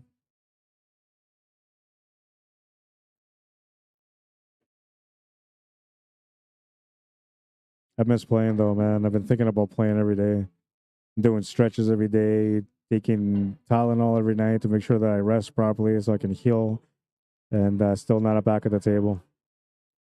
I'm told that it might be, up to a month before I get back to the table, so we'll see. I'm hoping that I can get back in a couple of weeks, but we're already one weekend and I'm still not playing. And I miss it, man.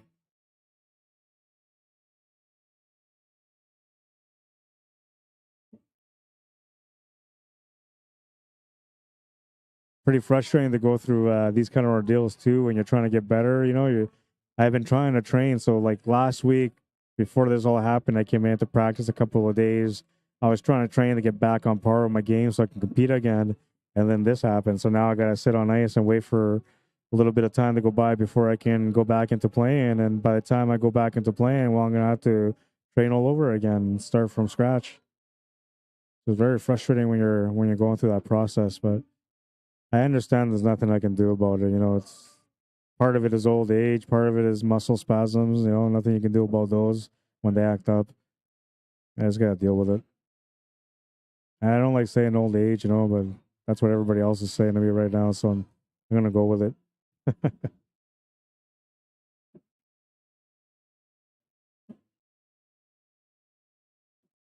1-0.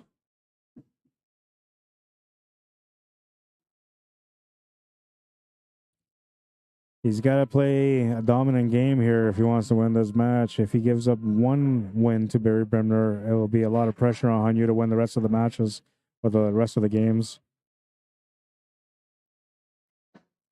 Yeah, race to 9 will be good. We'll do it again.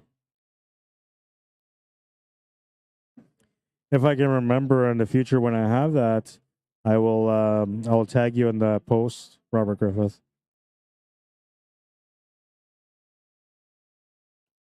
But it should be, I'm gonna say about 3 weeks from now before I start feeling any kind of better. I'm trying every day though, so we'll see. As long as you try and you have faith and you do everything right, then you can sometimes get back a little sooner. But when I get back, I can't go too hard. I gotta take it easy at first, let the muscles kind of work in slowly again. So I'm gonna kind of suck for a little bit. I'm hoping that things will be good by like September or October. By then, hopefully I'm playing the way I was playing just a couple of months ago. Safety shot coming up. 9 and 8 will block the 1.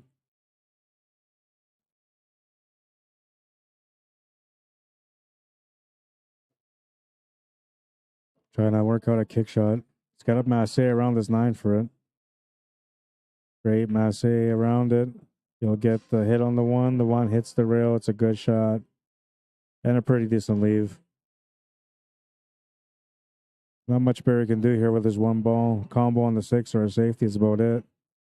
You might be able to get it off the rail off the 6, but that'll be a tighter shot. Goes for the combo. And you'll leave the shot on the 1 ball available for Hanyu. He can smell an opportunity, so he's at the table trying to work it out. Things get tricky for him from the 4 to the, or 3 to the 4. So you might want to open up to 7 and 4 right now if you can a little bit.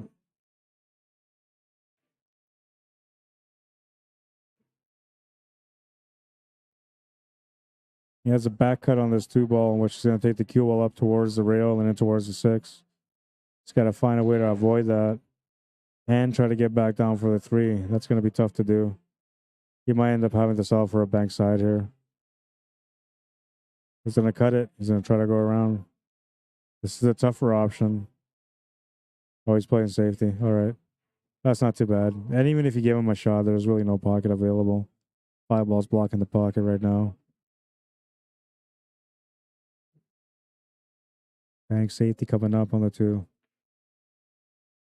Oh, he got a double kiss on that 2 ball.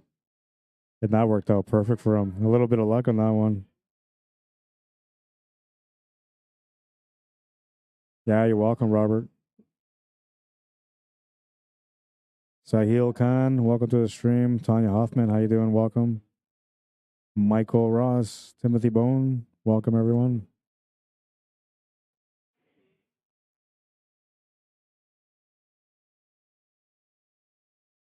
Good hit on the 2. Need some luck on the leave. Bumps into the 10 ball. You'll leave the shot available on the 2 for Barry. You'll have a tough shot coming up here from the 3 to the 4. And I think that 8 ball might have blocked him on the 3.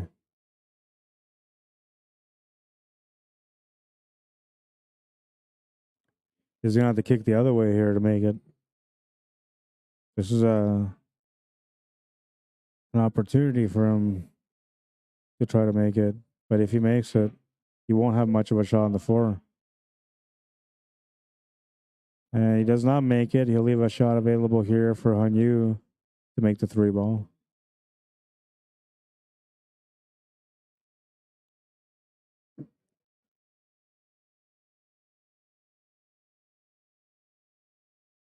Bumps into the 9 ball. That's going to tie him up for the 4.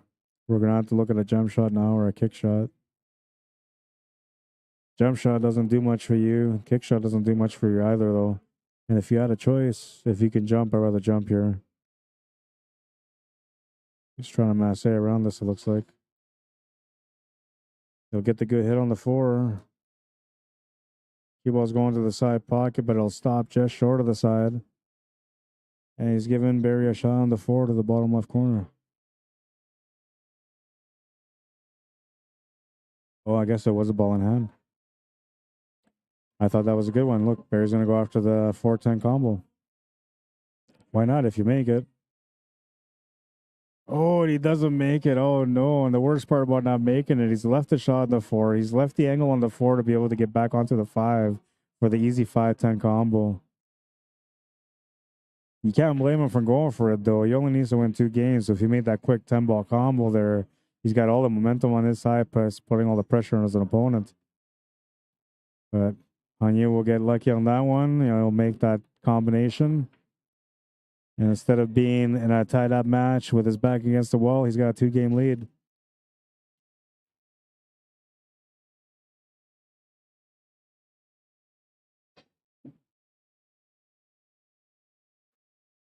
Barry Bremner will be raking next in rack number 3. Looking for a chance to get on the scoreboard.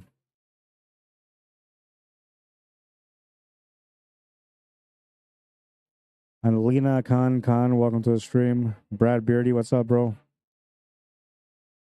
Jant Amaba. Reginald Martinez, welcome. Cameron Mazahi, welcome to the stream. Jimmy Ortiz, how you doing?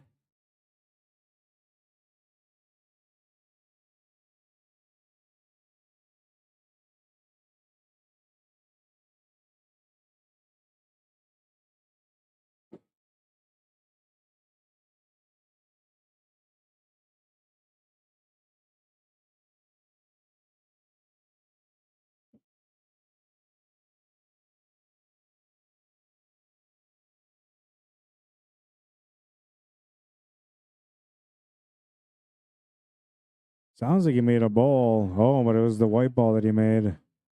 So a ball in hand for Hanyu. Chance to get up 3-0. Table is available, but there's a little bit of work to do here. 1 to the 2 is not the problem. 2 to the 3 shouldn't be a problem. 3 to the 4, no problem either.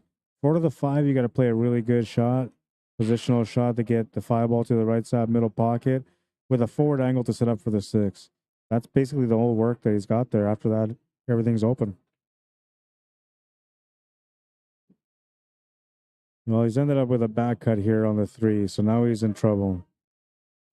He needed to be on the plus side of the shot. He's on the negative side of the shot, so now he's got to compensate for it.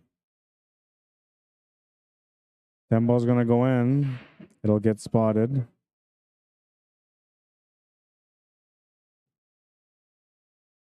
He'll still have the shot on the 4 available.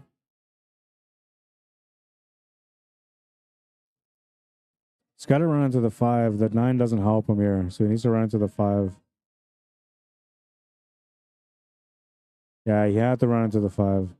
He only missed it because he really focused on making sure he ran to the 5.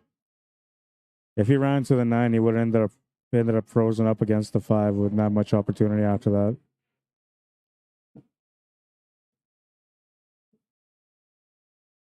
And it looks like Barry, the only thing he can really do is just try to go off the rail and make it. No, he'll hit it and double hit it and leave a possibility for Hanyu. What he decides to do with that possibility, we'll see. It looks like he played the safety.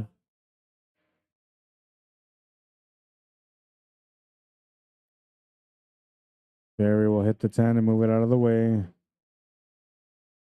Foul and a ball in hand. Now his table's opened up pretty good. I don't think Hanyu will be chasing the 10 ball at all. He'll just try to go for the finish here. It's a good rack for him to be able to kind of get going, find some momentum, a little bit of rhythm.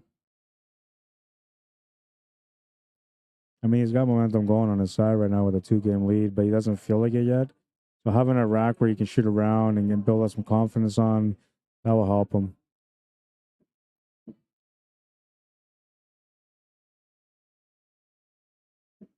A little bump off the 8 ball actually helps him for the 7. It's got a nice natural angle to set up for the 8 now. Maybe a little bit too much pace on the cue ball here. Should still be able to set up for the 9 ball, but now I might have to power through this instead and play the cue ball off 2 rails, the 2 top left corner rails, to be able to get onto the 9. You could try to play a soft too, slow roll it, but I think he's going to want to go off the 2 rails here. Well, he hit the 1, but he didn't get the second one. However, the bump into the 9 sets him up for the 9 to the corner, and the 10 ball's waiting for the finish. Makes the 9, has position on the 10, looking for a 3-game lead.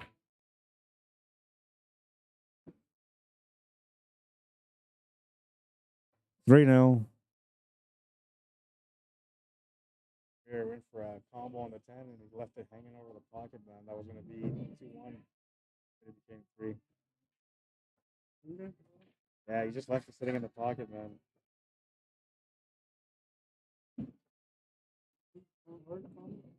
Get a ball in hand.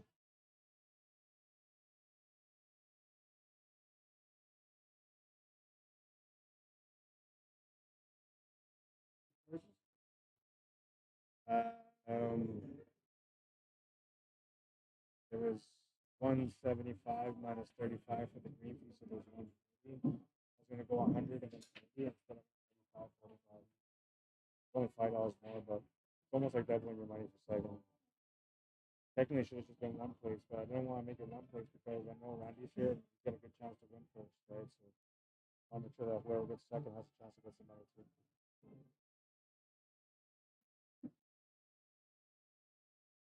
I mean, whoever finishes in east side can always offer a split too, right? So he might just go for the split. Depending on who it is. If it's Barry, you know, with a 2-game spot, he might take it. But even with you, because a 2-game spot against you, that's a big spot. You just shot too fast. You never settled in. You shot fast. And he never did. He wasn't playing very good, but he always played a soft pace. So he was in good control of the table. But he wasn't playing very good. You know,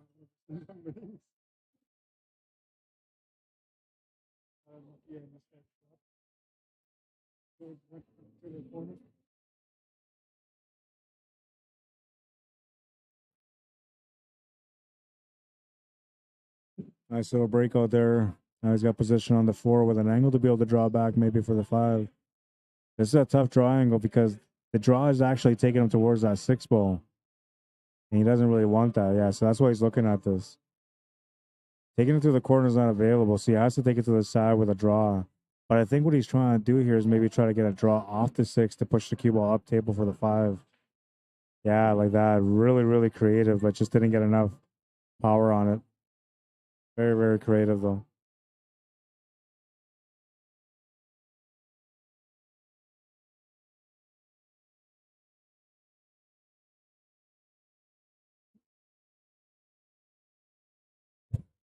He's going to call it in. Look at the spin off the rail for it.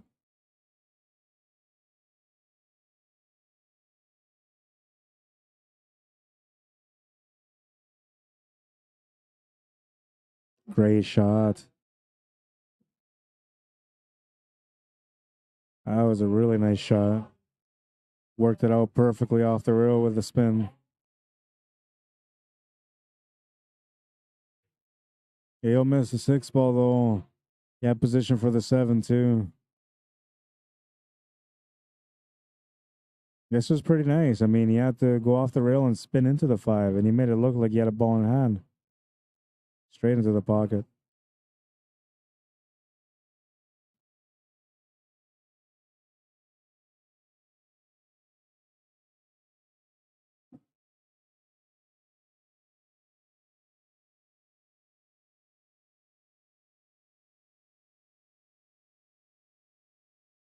Misses the 6 ball. Opportunity knocks here for Barry. You can take a stab at the 10 ball if you're feeling it, but the bank 6 is available.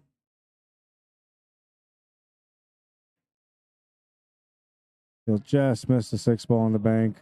He'll give a shot to Hanyu, and you'll have a chance to get on the hill now.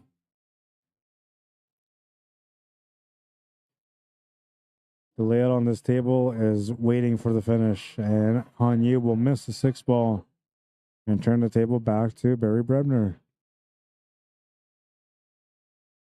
An unusual miss considering the setup on the table. Barry will make the 6, but he'll scratch in the side pocket. Oh, man. Just no luck whatsoever. Played the shape through to be able to get set up for the 7 to the side. He scratches in the side pocket, turns the table over to Hanyu.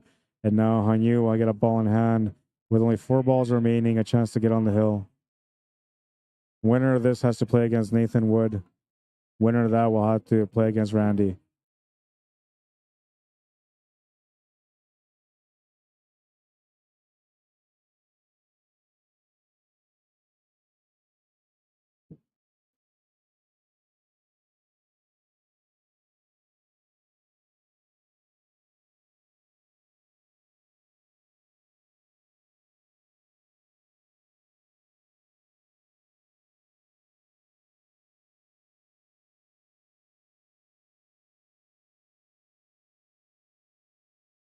Four 0. He's on the hill.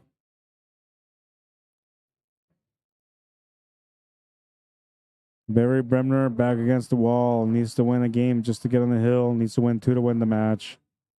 Hanyu looking like a favorite at the moment with a 4-0 lead, but this rack can change everything if Barry can win it.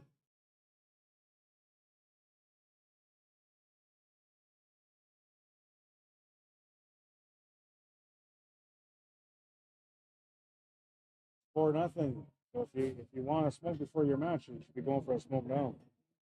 Match will be up right away.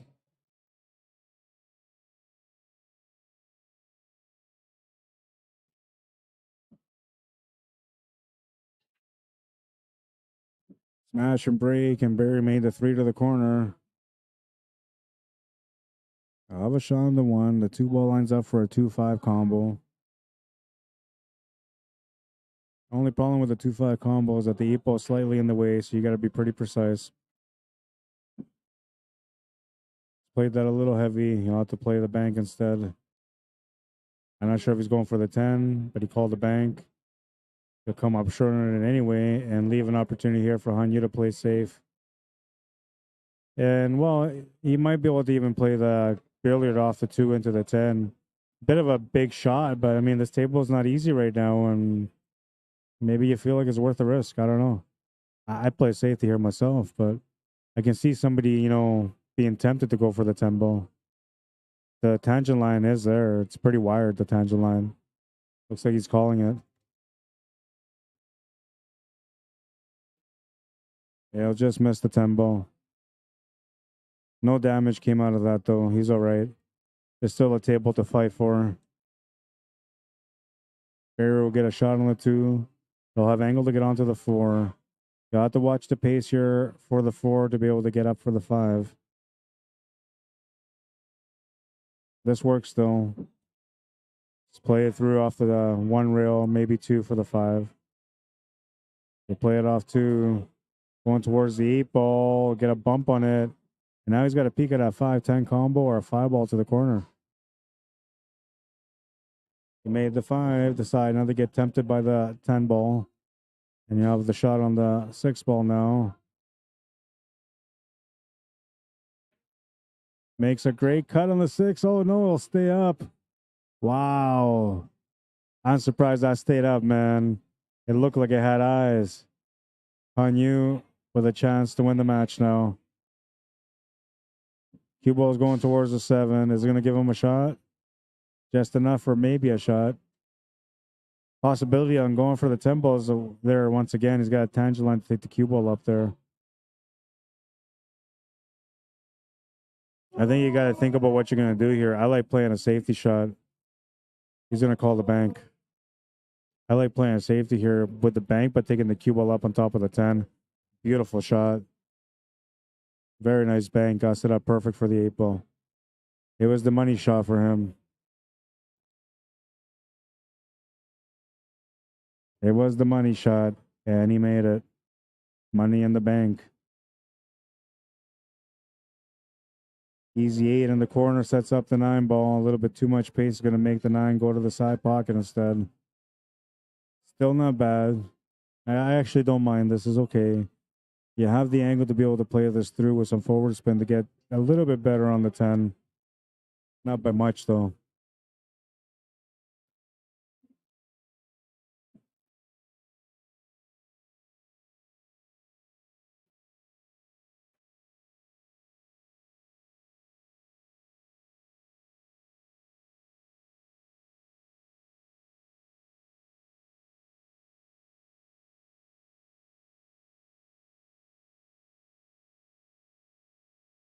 Not feeling comfortable on the shot. He's going to call it to the corner instead. I'm surprised by that. The shot to the corner is a little harder than it is to go to the side pocket, but positional wise, you get a little bit more control with a shot to the corner. But I feel like you could make do with a shot to the side. He'll go for the big shot to the corner. Will miss the 9 ball and leave it over the pocket for Barry. And Barry will get a chance to get on the hill here. Just the 9 and 10 ball remaining. The pool gods have decided to shy down upon him and give him an opportunity to be able to battle in this match. Can he take advantage of the opportunity? Oh, no, he's going to miss the 9. Perfect shape for the 10, but he missed the 9 ball. And Hanyu will get a chance to redeem himself on this rack and still win the match on it. He'll have to make a decision between playing the bank or playing a safety.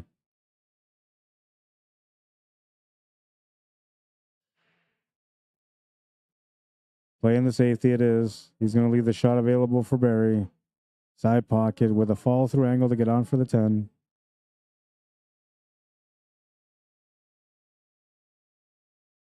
Barry makes the 9.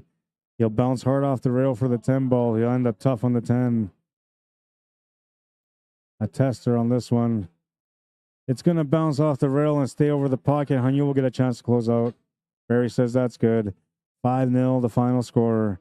Hanyu will play against Nathan Wood now. We'll put Hanyu on the left.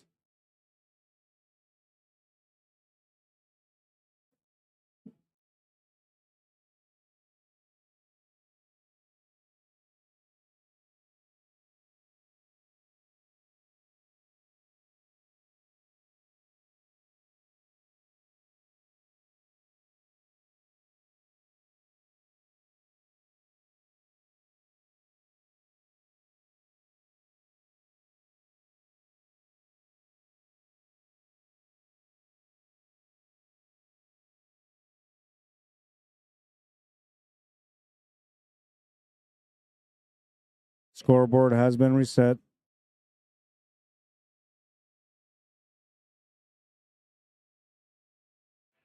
I'm assuming these guys are going to go a race to 5.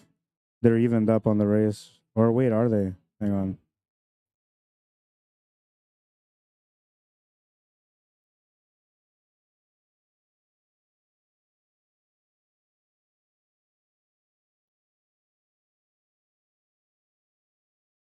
I got to take down the Fargo rates here too.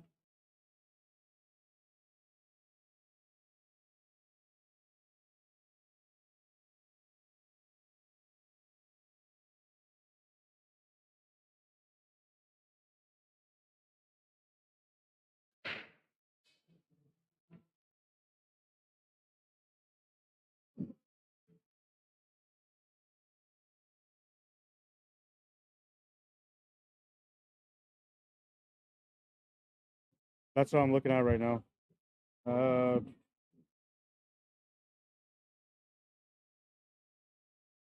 1 game spot, 5-4. 5-4. Yeah. He gets a 1 game spot. Yeah. He's a 547. You're a 591. So it's a 1 game spot. 5-4. You are. Yeah.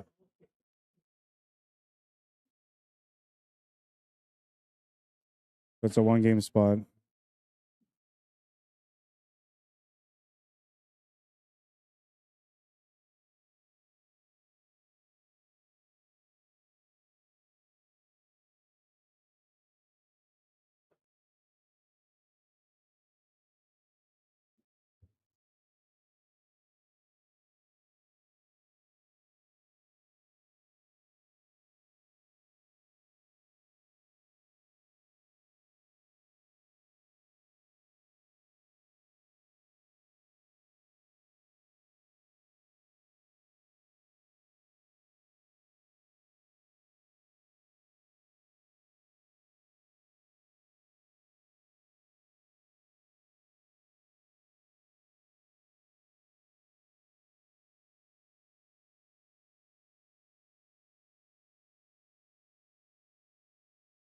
Oh, I missed a bunch of conversations here on YouTube. Sorry, guys. Usually YouTube's been quiet lately, so I didn't put anything on this. Carrie Ann says, do they have to make 3 balls in the kitchen on the break at Matty Boy? No, they don't. No golden breaks, correct. 10-ball combos allowed, correct. And 3-foul rule, yeah. Carrie Ann says, ouch, the 3-foul rule. I do not like that one because many of them try to foul them on purpose. Thank you so much. Now I know all the rules. Yeah, thanks for answering that, Matty Boy. I appreciate it.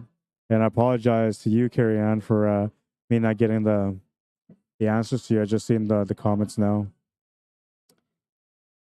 Yeah, the 3-foul rule is one of those things, you know, it's hard to accomplish one, to get one on somebody, but when you get somebody on it, they never forget you. They always remember who you are and who you were and how you got them on that 3-foul. That's because it's hard to achieve.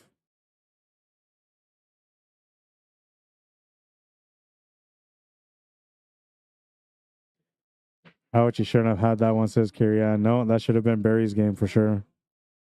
Dino Dev says, or Dino Dev says, it's Dino, right? Games could go way too long if 3-foul rule wasn't implied. Correct. Yeah, that's the reason why they do it in there also.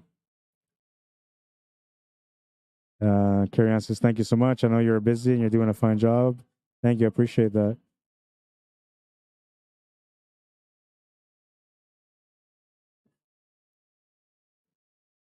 Yeah, usually I have the chat popped up on the screen and everything so I can see everybody talking, but the last couple of weeks has been pretty quiet on there, so I haven't bothered. Now I'll put it back on again, but watch, you guys will stop commenting on there. Hang on.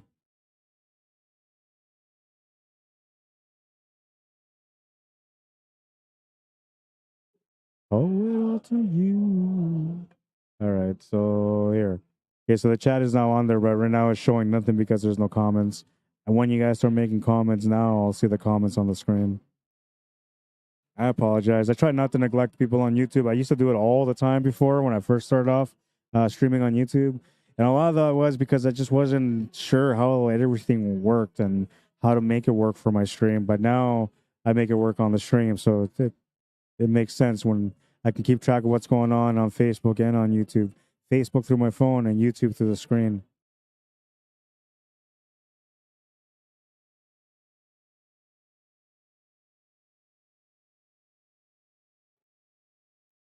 Carrie Ann says big events have been going on is probably why it has been slow. Yeah, there's a lot of great things going on right now with the summer. Everybody's trying to get out there, trying to enjoy it too, right? I don't know, if you got kids, you're going to the park. If you got family, you're trying to have barbecues, hang out with your friends, doing your summer projects. All that stuff is coming up right now too, so could be a reason. Joe Cave says, when a shot is missed, how can you claim you got the lead? Because if you make the shot, the cue ball would have to do different than it did. Yes, correct. If you actually made the shot, the cue ball would be in a different spot. So when I'm saying that, usually I'm guesstimating that the lead would have been somewhat close. It would never be exactly the same. It would be slightly different. And that is because once you make the shot, the trajectory line of the cue ball would change slightly. But you're correct, Joe. Dino Dev says, I need to hit up a tournament. Don't have a Fargo rating, though, but have played in rural Evo League. Yeah, so you can just come in and play, man. We'll figure out your Fargo rate here. Get you started with something lower so you have a chance, and then adapt from there as your games move on into the Fargo rating system. Ariane says, do not apologize. You are doing great. You don't have time to answer everyone. I try my best, though. I try to make sure that I cover everything on the stream, but at the same time, I try to socialize with people and make sure that I'm addressing their concerns or questions if they have any. I try to find balance, you know. And the only reason I apologize more or less is because I try to be professional about my work all the time. A little bit too much draw on that one. He'll still have the back cut on the 9. Cue ball control is going to become second here. He'll have to try to do his best to get onto the 10, but all the focus is going to be on the 9 here. Well, he's missed the shot. Nathan's got an opportunity to take the lead in this match now. Matty Boy says, I agree with Carrie Ann. You do a hell of a job commentating. Responding to you is just a bonus. Thanks, man. I appreciate it.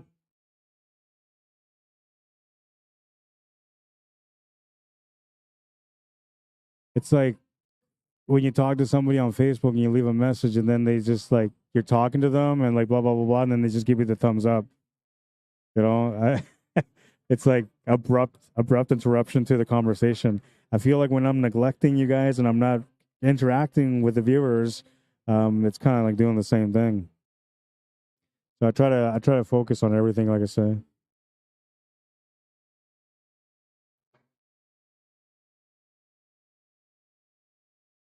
Yeah, I second that, Carrie Ann. Thank you for filling in, Matty Boy. Yeah, he's working as a co-commentator so far. I agree. Harold Metel, how you doing? Says, hi from Kenora, Ontario. Race to 2 is low handicap. Absolutely. I agree, man. But sometimes even a 2 has a hard time winning, right? I think if it's a 2 that can play, that's not fair. But if it's a 2 that can't always win or isn't very consistent, then I think it's a fair spot. One ball's going to go in. So Nathan will have an opportunity to get the table back to Hanyu because he was just playing a safety, but the one ball went in. So because of it, Nathan will exercise that right and get the table back to Hanyu. You'll have to come up with a jump shot on the 2 ball now because of it. Yeah, I'd be okay with that. I don't understand YouTube too well either, but you know, if I can add mods on YouTube, yeah, I could do that. That'd be awesome, man. I'd appreciate the co-commentator through writing. That'd be awesome.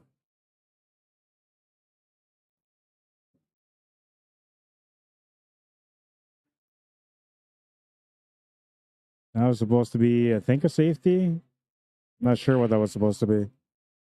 I got the sense that it was supposed to be a safety, but I'm not sure if it was supposed to be or not. You think it's 1-1? Okay, I got to find out what the score is. Hey, Nate, what's the score? It's 1-1. All right, thanks, guys. Yeah, I've been dropping the ball, man. See, this is why I don't start interacting with people. I'm kidding. It's not your fault. 1-1. Okay, we're updated.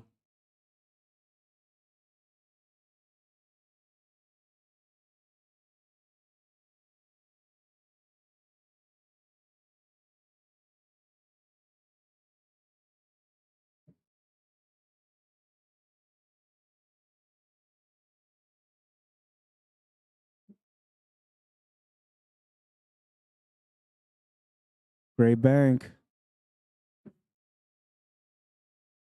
Oh, you didn't call it, though.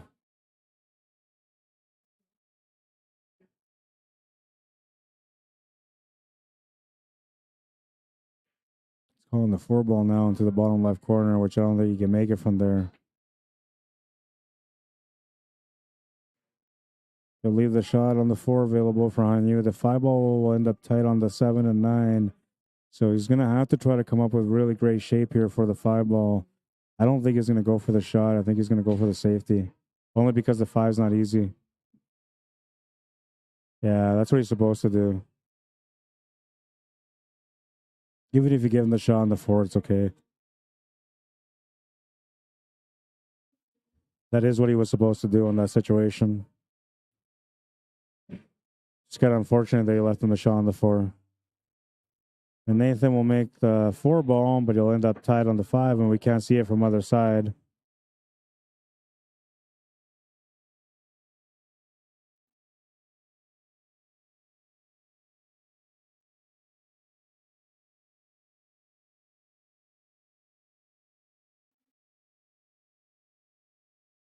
Big jump shot coming up here on this one. Oh, and he makes it. What a shot.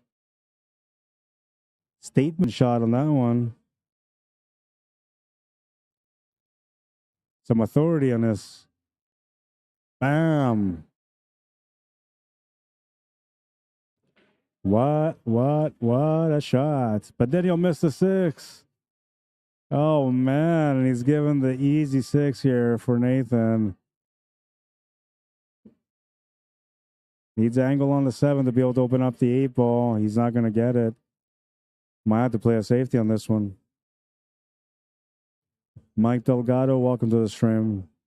Ramiro Mancha, how you doing? Bienvenido. Welcome. Harold wants to know if I coach pool. I do. I teach pool to people. Here in Winnipeg, I teach a few people. Most of them have advanced pretty good with my lessons. Some of them still need a little bit of work, and those are usually the ones that are like beginner level. It just takes a little bit longer to understand some of the concepts of how to play the game when you're teaching them things like cue ball control, spins, and that kind of stuff. But yeah, I do coach. I do teach. I teach mainly almost all my students are female students, but I've had a few male students as well. I have some youth as well that train with me that I teach.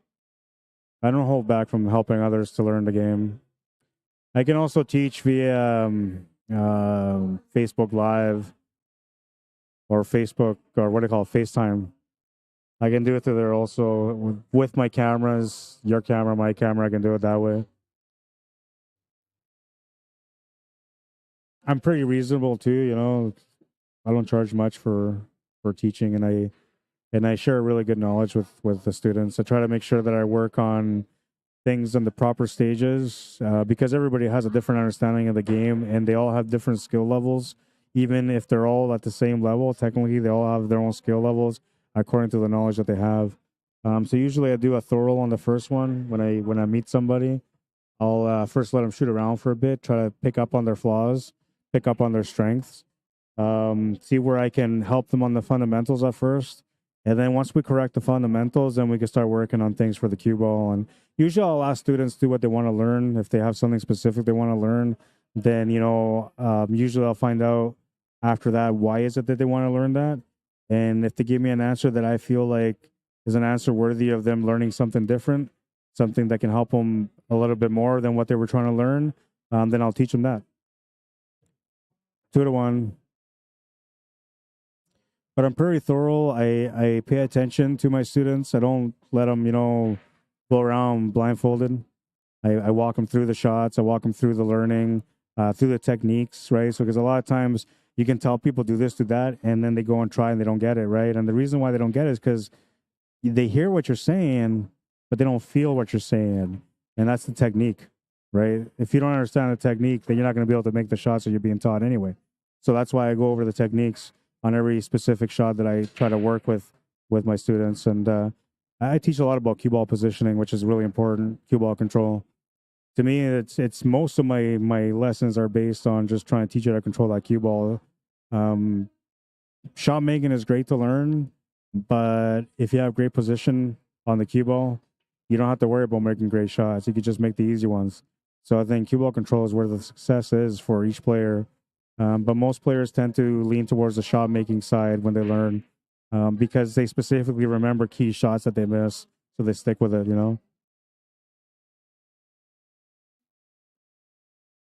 Yeah, if anybody's ever interested on lessons, just message me, we work something out, something that works to your schedule as well.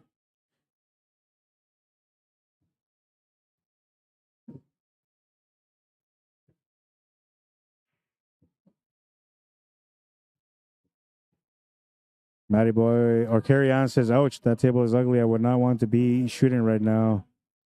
Well, the thing with 10 ball is that you kind of want an ugly table if you're, kind of in a grind out match, which these guys aren't necessarily in a grind out match, but it kind of looks like it's going that way right now.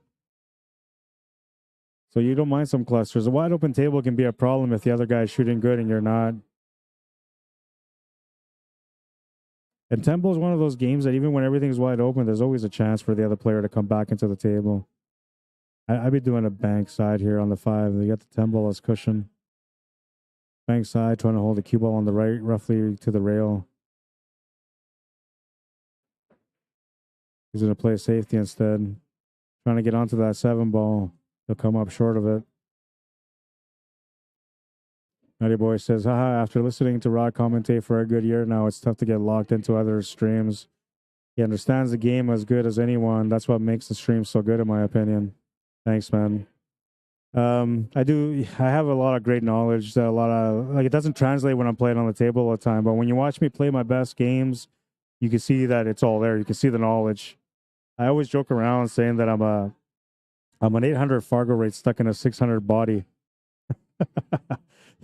because my knowledge is really at the 800 level. You know, there's so much stuff that I know that I don't get to implement in my game, and a lot of times the reason I don't get to implement it in my game is because I've simplified the game for myself through cue ball control, and the hard stuff is not so visual because it's more or less about spins, right? And the spin adjustment that I make for those key shots, they don't you can't see the adjustments. You just see a beautiful shot and you're like, oh wow, great shot, you know, but you don't see the technique behind it or the skill required to be able to make it work the way that I want it to work.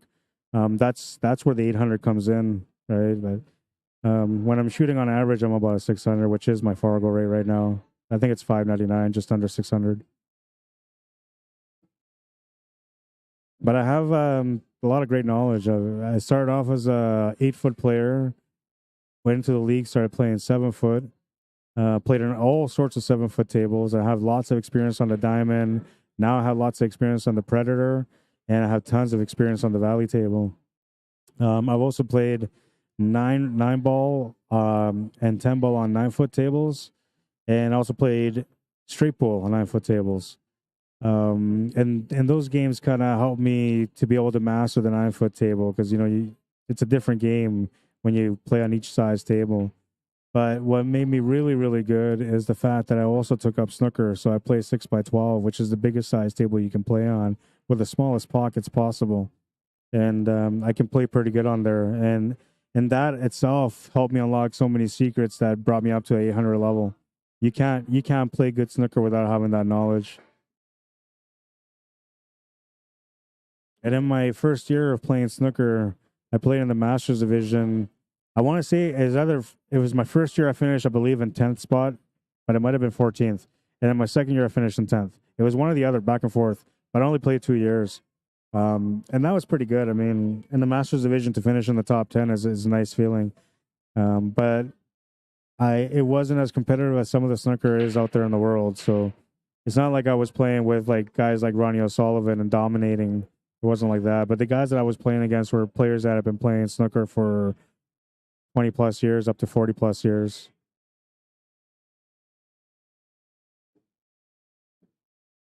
It's going to get unfortunate there.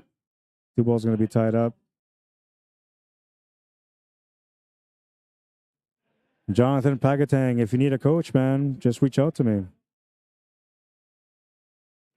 This 10 ball tournament runs every Thursday. I'm going to try to make it run every Thursday, but right now, like I have it feels like a pinched nerve or maybe a sciatic nerve acting up on my lower back.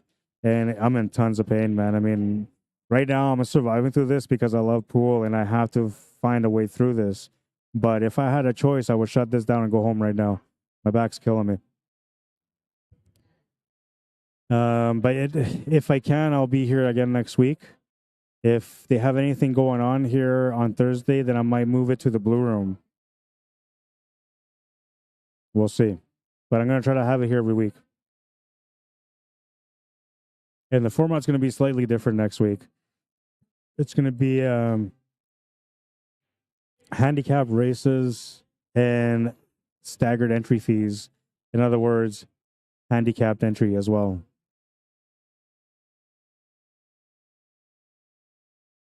I just got to figure out the format for it, something that's fair for everyone. My biggest goal about everything that I do when it comes to pool is to make sure that I create a fair environment for all players. So that's where I'm trying to look at things from. I'm trying to find a way that everybody that comes out to play has a chance to win, that nobody gets destroyed on the table and feels discouraged from coming back. I want them to have a chance every time they come out to play. And last week we did pretty good with the medium Fargo rate. Everybody was having great chances to win their matches. But the problem was that it was taking too long for a lot of those matches.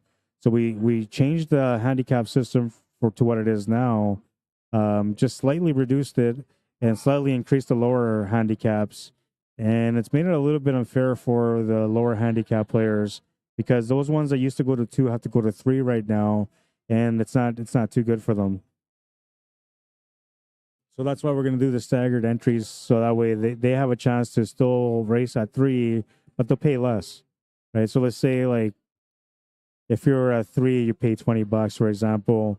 Where if you're at 4 or 5, you would pay 30, 35, and then the high level players will pay like 40, 45, something like that.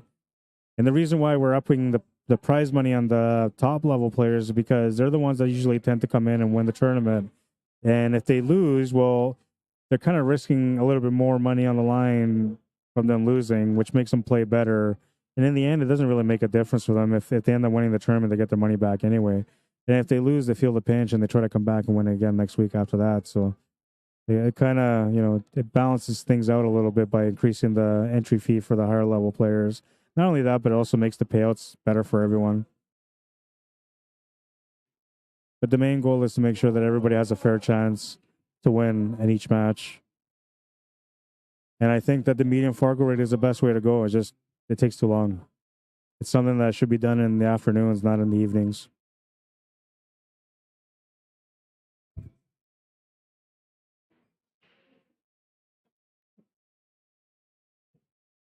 Hate to lose because of that coin.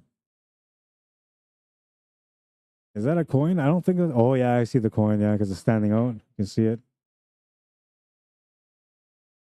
Yeah, some people, they get bothered by that. They see the coin on the table and they can't shake it off. Other people, they just don't see it. We'll see if it comes into play. I don't think it'll come into play on this rack. And as long as the player on the left wins on this one, then they'll move their coin up and it'll be adjusted from there.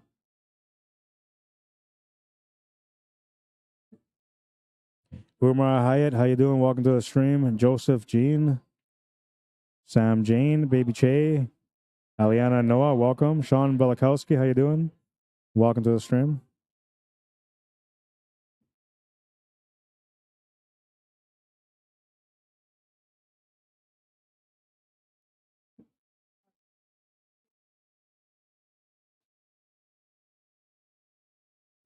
Call the 6 ball on the side, didn't make the 6, and he accidentally made the 8 ball. So Hanyu can turn the table over here if he wants to, but he's going to take it up.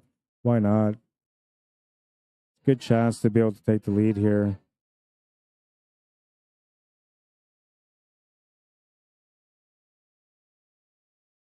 Robert Pickworth, welcome to the stream. Big bounce off the rail to get set up for the 9. And he could just hold the shape right there for the 10 ball or play it through if he wants to. Most people will play it through just to make sure that the 9 ball went in. Easy 10 to the side to take the lead. 3-2. And now we'll see that coin move. Oh, his coin is on one on the right.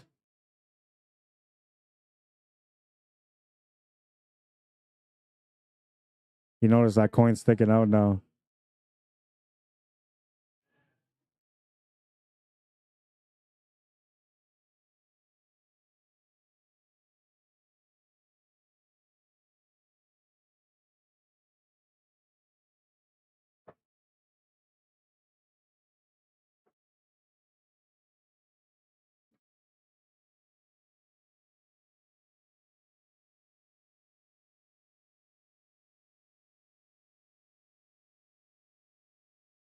Yeah, I wouldn't mind. So what does the moderator do? The moderator just interacts with the chat?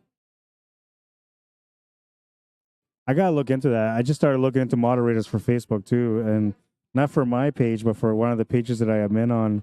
We've been getting a lot of spam lately, so I've been looking into it. 3-2, I have. Yeah, but I didn't have the right score, so I don't know. But I have 3-2 now. He's asking me it's 3-2 or 4-2, but I'm pretty sure it's 3-2. Welcome back, Chuck. How you doing, Joseph Tamayo? Chrissy Manning, welcome to the stream. Danny Gumbach, how you doing? One of the great players from Calgary. Well, I don't know if you were from Calgary. I'm assuming you were. I know that you were out there for the Westerns, and I'm assuming that you're from Calgary.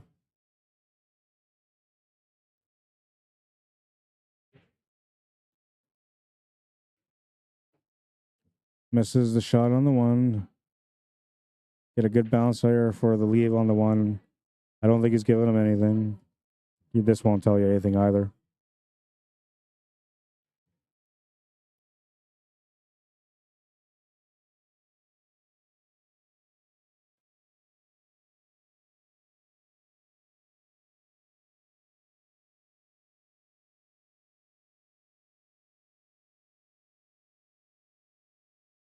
All right, so Matt says interact and kick people off that are being meat sticks or idiots, which Rod usually doesn't have that I notice, but always someone out there with an opinion. Well, I didn't see. Look it on my phone though.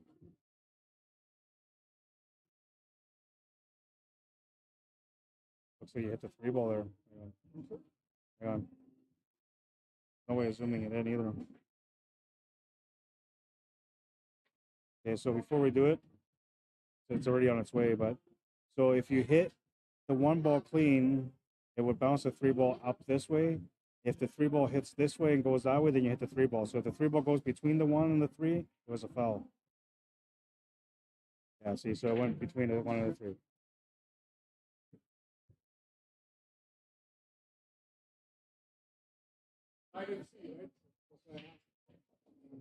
Yeah, I just hit it just slightly before. That's a ball in hand. That's why I put that extra, that 10-second rewind availability for the stream, so that way people can go back and watch the shots. Robert says it was a good hit, but it wasn't. He hit that three ball first. We looked at it twice. Actually, we looked at it three times. Oh, the easy 10 to the side. 4-2, he's on the hill. Winner of this has to beat Randy Baggett, who won the A side. And he's warming up right now, getting ready for the match. It's all good, Robert. It's all good. It kind of looked like it. So this is something that you learn when you're trained to be a referee. Not that I've been trained to be a referee, but it's been explained to me a few times by referees. So what you got to look at is two different things: point of contact, where the object's balls are hitting. So if it was a good hit, you have to be able to figure out where it should be hitting off the contact. And then the sound. So some people pay attention to the sound for split shots, which I don't like that, by the way, because how can you really tell? But they say that they're trained to hear it. I just don't believe them. But the way I looked at this one was the one ball. So with the kick shot on the one, had he hit the one ball first, the three ball would have been kicked up table. If he hit the three ball first, the three ball would have been potted towards that bottom right corner. When you looked at the replay over and over and over again, that three ball went towards that bottom right corner, and the one ball bounced after. So that's how you know that it was that three ball that got hit first. And also the angle that it was going in. Because if you hit the three ball first, then the angle was going to go towards the bottom right corner. I should be trained as a ref, but I'm not. And I get criticized for using my phone, but I telling you, the phone is one of the best ways to be able to tell if a shot is good or not. However, there's something that most people don't know about phones is that the slow motion on your phone is actual algorithm. So the phone itself is not taking frame by frame slow motion. The algorithm is producing a picture according to where it predicts that the ball should be going. So a lot of times when you look at those really, really close shots where you have to like slow motion to slow motion, you may not get the right reading, although it may look like the right reading. So this is the reason why referees frown upon using a phone for slow motion as a referee, because they say that the software itself is programmed to redirect the shot according to what it should look like, not based on what it actually looks like. Now, I haven't really talked to a phone expert about that, but I think I'm going to maybe request to find out a little bit more about that in the near future and send a message maybe to like iPhone to see if that's how their algorithm works. I would like to find out about it.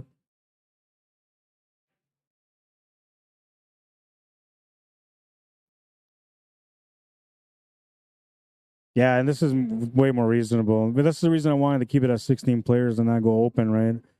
I don't know. I got to find someone that works here, man. I think the way I'm going to be able to balance it all out is going to be next week with handicap and staggered entry fees. It'll change the way people race, but you know, we'll still get a chance to play, still have a good opportunity to win, and it won't cost the lower players as much money as the higher players to play. That helps out for them too.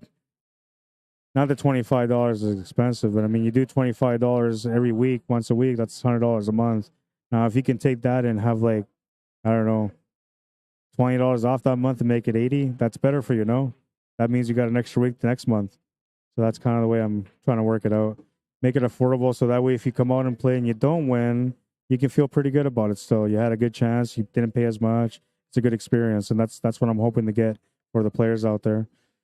5-2, the final score. Hanyu is going to win, and it'll be a showdown between Randy Baggett and Hanyu.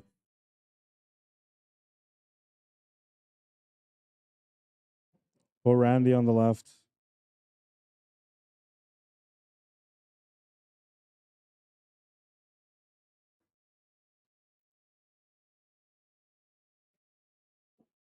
This should be a 6-5 race.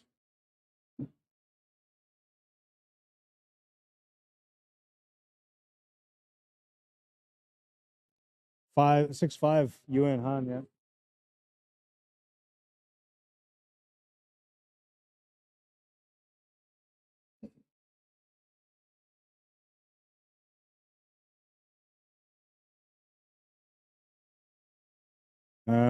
Okay, so I got to update the challenge bracket first.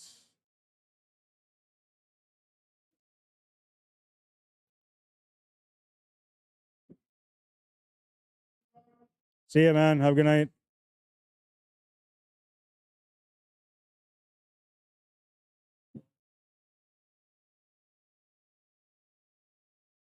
That's what I'm saying, right? Like I should have just done that today because it was only 8 players, so it wouldn't have hurt anyone.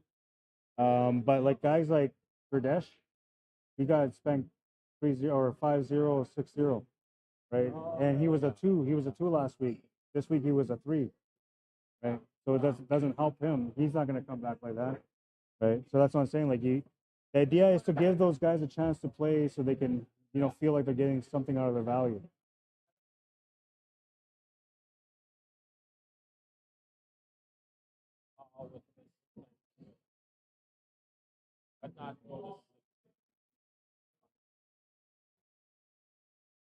Yeah.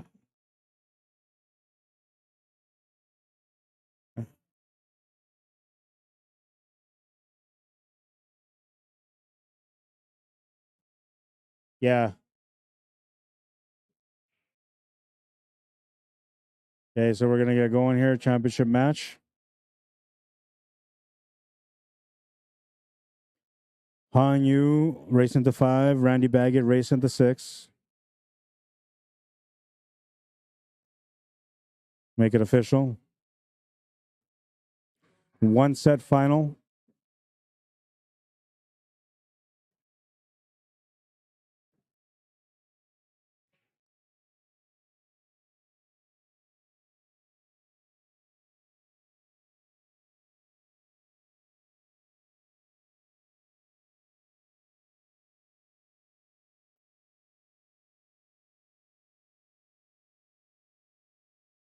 Bring up their Fargo rates also. Randy's a 699 Fargo rate. Han Yu is a 591. Smash and break, but he lost the cue ball. Randy will get a ball in hand in the first rack.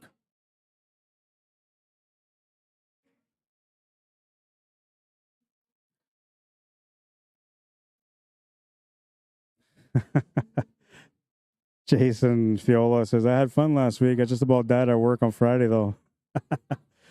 I guess so, man. That was a pretty late night. I didn't get home till 4:30 almost, man. That was crazy late. But you know, it happened. It was what it was. One of the biggest things that I can tell you about last week, though, is that everybody had a great chance to win. So that system works. I'll tell you that much. The system does work, but it just lasts way too long. So we're gonna find a way to make that work somehow. I gotta talk to a couple different venues and see if we can get something set up for that Fargo rate tournament. Robert Griffith says this next game should be very interesting. Oh yeah, this is these guys should be going to the final, and they are in the final right now. So, chance for us to see how good Hanyu can handle himself against Randy Baggett. 1-0 for Randy. Off to a bad start for Hanyu. Off to a great start for Randy. He didn't break in the first one, so he'll have a chance to get up 2 games now on his break.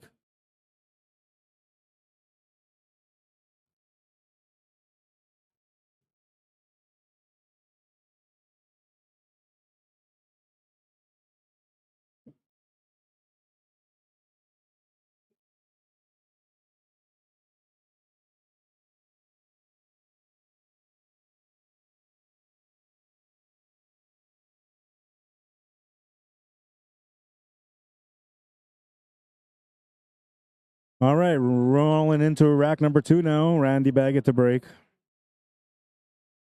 Leading by 1. And Gene Kelly said good hit. That wasn't, though.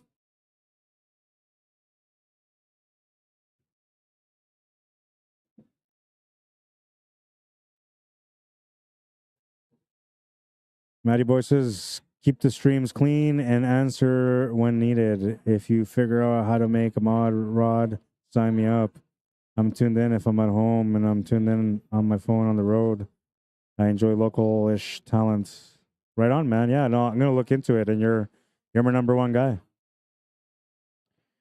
Matty Boy says, I noticed when the refs analyze a shot for contact, they determine where said ball will go if hit is clean, and where it will not go if hit is not clean. Tough job either way. Yeah, so in order to be a good ref, you need to be really good at knowing your tangent lines. Not only your tangent lines, but I also feel like you need to be knowledgeable in the area of spins as well. Because then when you look at a shot, if you're a knowledgeable player like I am, you look at a shot, you can see what the player's going to try to play and how they're going to play it. Like you can like even ask them like, are you going to be playing this with bottom left or bottom right spin, right? And then you kind of like the player will know which way they're going to play it, right? So you don't usually ask that question because usually if they didn't have the right answer, they're going to switch their minds, right? But you can usually see which way they're going to shoot. And having the knowledge of how the spins work is best because then you can properly tell how the tangent line is going to work after contact, depending on the spin they're using. So tangent line is so important because you need to know the direction of the cue ball with a normal shot. But spins are important because you need to understand that if this player decided to put spin on that shot in order to be able to hit it legally, then that cue ball with that spin should be going at this angle. The object ball with the spin should be going at this angle. You should have all that information, which not all referees do have. And I know they should, but they don't because not all referees are high-level players. A lot of the referees that you get that are trained out there are usually medium or middle-level players. Not necessarily quite intermediate, but not necessarily advanced either. They're right in between. And there's a lot of them out there that are actually not even intermediate. And they're novice-level players, but they need people to fill in just to, make sure that if the ref needs to watch a shot, and they'll teach them just how to watch the shot. So the ref system works, but you also need a quality player to be the ref, in my opinion. And the same thing is if you go into a playoff format, like say it's the end of the year playoffs, and now you have a variety of different refs, different skill levels, you wouldn't put a novice level referee to go referee an advanced or master's level match. Because chances are that player is probably not going to make the right call as a ref. And the advanced players are going to be offended by it. Now, you would want to send an advanced level player to go be a ref on a situation of advanced or master table because then they will see everything properly and they'll make the right call because of it. But a lot of times you go to playoffs for team events and they just kind of fill in the gaps.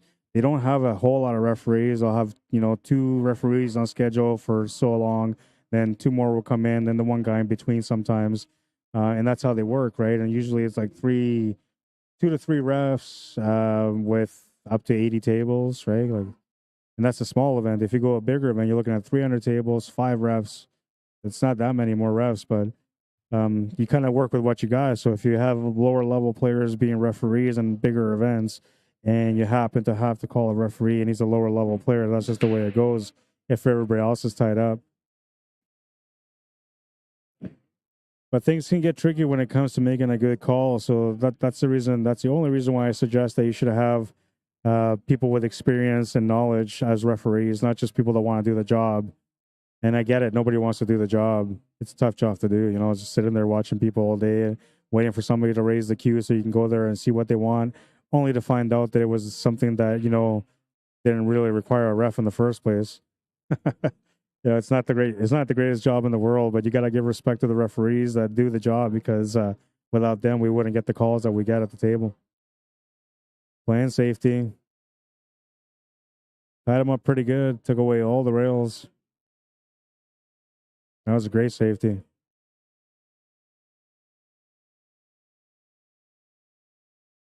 But I think you should have every level of referee too. Like, you can have some novice level referees or intermediate level. I wouldn't really go with novice level, to be honest. But if you want to go with novice level, then I would train a novice level referee to be the referee for novice teams in tournaments, right? Because then it won't be so bad, and they won't be as offended if the referee makes a bad call. But I think for anything intermediate and advanced, you, at the very minimum, you should have an intermediate level player, someone that's you know, within that 550 to 600 range Fargo rate, something like that, or even 500. Between 500 and 600, that's decent. The closer to 600, the better, though. Chances are that if somebody is that good, they usually don't want to be a ref. They usually just want to go out there and play. So he's got him on one. He's going to try to get him on two. Now, this is a tricky one here. He's got to get the cue ball to go off the rail, freeze into the 10, while getting the one ball to go past the 5 ball. The one ball, if it hits the rail, will be perfect, but he's got to be really focused on the white ball here, because that's where the safety is. And I thought he was going to play it slightly different, but the way he played it is much better. He locked him up really good here. And he should be able to get him on 3. This is going to be a tough hit. I'll be impressed if Hanyu can get out of this one. He can, though. You just got to spin around from the two rails. Oh, and he just missed it. What a great attempt. Oh, that was 2, so that was the third one. Randy gets that one with a 3 foul. That was a beautiful 3 foul, though. It was all about where he put that white ball, and he put it frozen to the 10, took away everything. Now, the only way that Hanyu could have done that was by massing the cue ball into the rail, coming into the 2 rails back to the 1. I don't have my cues here. I will show you guys. Stop, man. This is the final. 2-1. Oh, wait. 2-1. Hanyu is playing against him. Race to 6 for Randy, race to 5 for Hanyu. Yeah, and there's only one set. Yeah. And,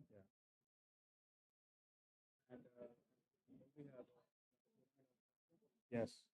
I got to figure out, change the format again to make it fair for you guys. Because I think it wasn't like, well, for you it was okay because you compete okay at your level. But for you, like, you need to be dropped down one still, right? Because you had a tough time with the 2, though you won some matches last week. But with the 3, you had a tougher time, right? Yeah, so I need to find someone that works for players at your level, so you guys have a chance to come on and play, compete, and maybe win still, right? But it also has to be fair for the higher level players, so they don't feel like they have to like win 8 games. Yeah. You know, 8 games to 2. That's so tough to do, right? So I'm gonna try to figure it out with handicaps and then with entry fees. Yeah. And like for my English person. For what? For my fees. Yeah, for your Fargo rate. Yeah. So that I gotta once this is done, I'll be sending in last week and this week to Fargo, and then it takes them a week or 2 weeks to process it. Once they process it, then you'll look up your name on Fargo rate and you'll find your name right away. Hey, have you ever been on Fargo rate? Okay, so when you go on Fargo rate, it looks like this. When you first go in, it'll just be blank and I'll say player ID, blah blah. Under here, I'll say sign in or log in, which you don't want. Mine doesn't show that because I'm on the account. Yeah. So mine shows me this instead, right? But normally when you go in, you would just find this, and it would look like this, and then you would put your name in. So Daman thing. Okay, so right now there's a person on there, but a different name. Okay. Right? And then it says here where they're from. Right? They're from Alberta. That's their Fargo rate. Their robustness is how many games they played. Right? So when you have 200 games robustness, they consider that established. Prior to that, they just give you whatever. You just keep going until eventually it establishes. So right now, like, what's my Fargo rate? Right now, you start off as a 525, which is the entry level. Okay. And it'll adjust from here. So you won one game and lost two, right? You won one match and lost two. Yeah. One by so you got to buy and then you lost back to back. Yeah. Okay, so then that means that with a 525 Fargo, the system should recognize that you're not a 525. It should bring it down to like a 480, right? And then how you do the next time, it'll go up or down from there. It'll always go up or down. But the more games you get in, it stabilizes. Eventually, it's harder for you to move the number, right? At first, when you first start off, it'll go crazy. Like, you'll start off as a 525, win a tournament, and be an 800. You're like, oh my God, like 800 is professional level, right? The best players in the world, the top 20 are 800, right? So that's hard to do, but that's what will happen. And then you play, and then you lose, and then you come on and you win, and you come on and you lose. After 500 games in the system, it'll say you're like a 600, and then it'll go down and up a little bit still. But then when you get to like 1,000 games or 2,000 games, then it doesn't move that much. The only way it moves is if you play somebody that's your level or higher, and you end up losing to them in a bad way, and you do that a few times, then it'll start dropping your level. And like, I do other ones too, yeah. And I'm gonna start moving the Fargo rate in different areas too.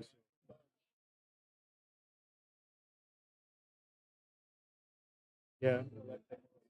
Oh yeah. Yeah, there's snooker tournaments too, but right now they're in the off season. They'll start off again in September. Yeah, and then I'll be trying to do some snooker tournaments too. And for Team of Five, do you organize leagues? I organize leagues too. So we have the active pool league. I don't organize them, but I know them. I can help you get connected to them. That's for teams. Team of 5 with a spare, so six players. Some teams are only 4 players plus a spare, so that would be 5 players. You pay per week to play plus the plugs, and it's usually a 28-week season, so it's a very long season, right? It starts in September, it ends at the beginning of May, so it's a really long season. So September to May. Yeah, it's 28 weeks. And, all you need is 14 weeks to play in the playoffs. So if you want to be a spare in a team, you got to make sure that you put in 14 weeks so you can play too. Then they have the CPA League, which is a team event also, but that one is flukes.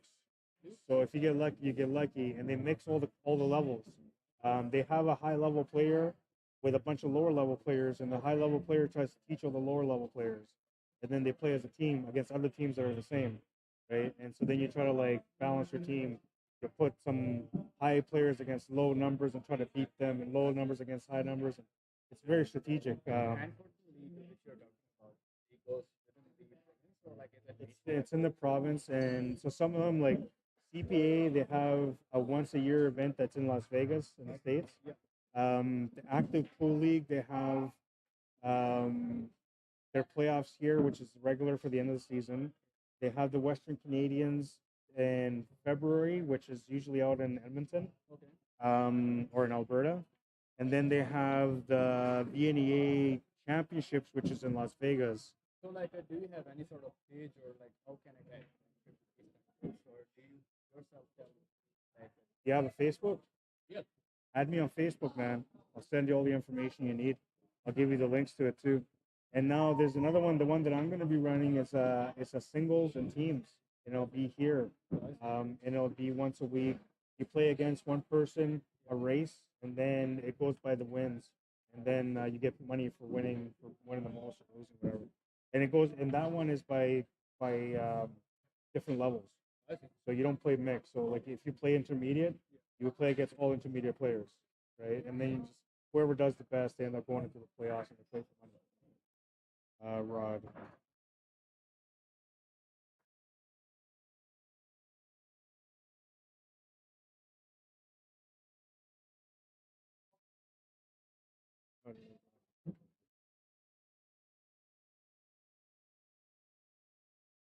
Interesting. It's not showing me.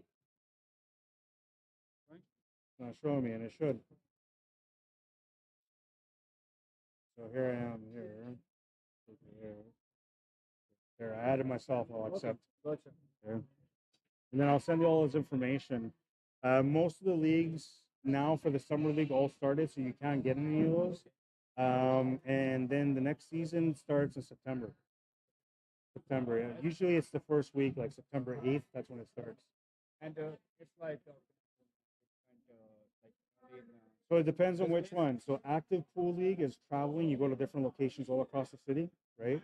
Every week it's different. You play at home about half the season. You play at home. The other half you travel to different locations. CPA, they have it in house. So like you'll have a bunch of teams that come play out of here, a bunch of teams that play out of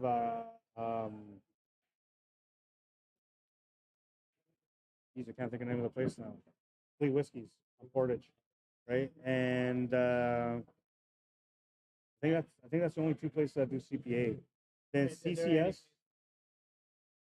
No, but I'm gonna do one at Bourbon too. That's gonna be CCS, and that one's gonna be 9-ball. Yeah. 9-ball and 9-foot.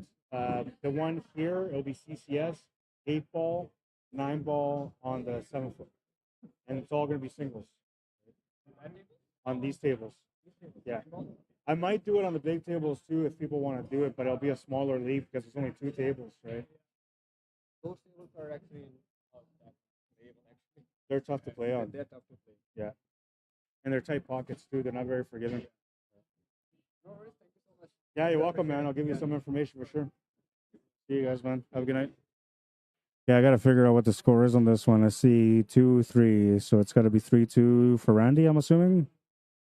Should I assume? I'll wait till the coin moves, I guess, and I'll adjust. I was just trying to tell one of these players came out and he was asking information about the leagues, what's available. They want to learn more about the league systems that we have out here so they can compete in the leagues. And it's always good to be able to encourage others to go out there and play in the league and become part of the pool scene here in Manitoba. So I was trying to help them out with some information.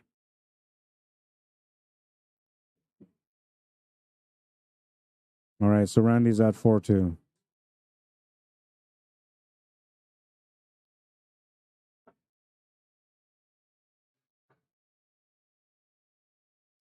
And now a little bit of history here. These guys met up on Sunday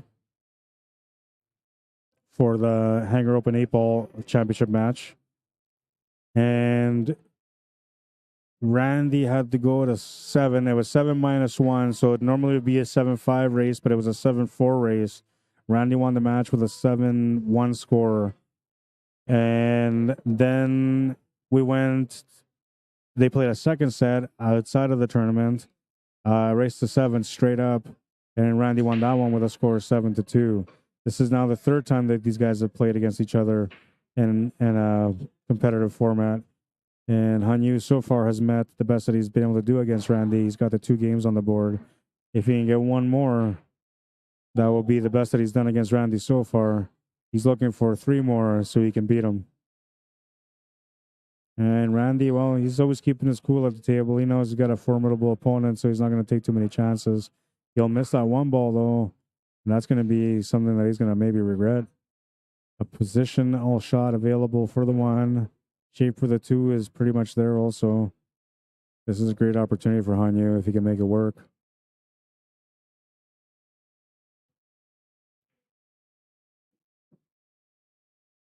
Yeah, I will, Jason Fiola. And Harold says yes for Randy. Appreciate it. Kurt Craig, how you doing? Janet Leslie. Trevor Jangles, what's up, man? Haven't seen you in the pool scene in a while. Mr. Fred Bassett from the Active Pool League. Welcome to the stream.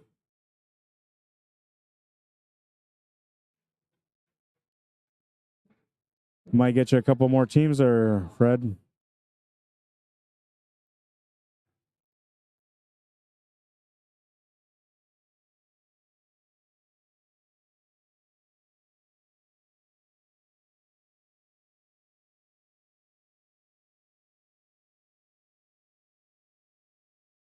He's gonna have no choice but to play safety here.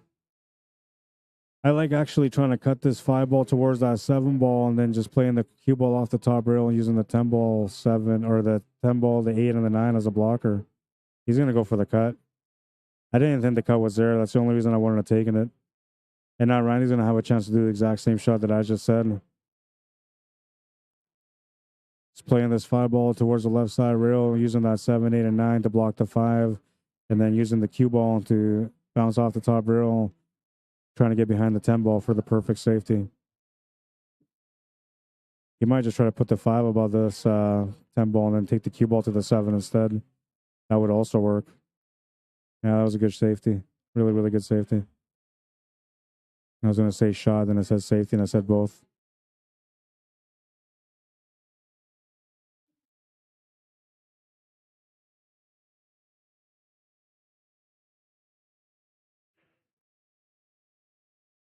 Just missed the 5 ball. Well, he hit it, but he didn't get to the rail, so it'll be a ball in the hand. It was looking good here for Randy to be able to get on the hill.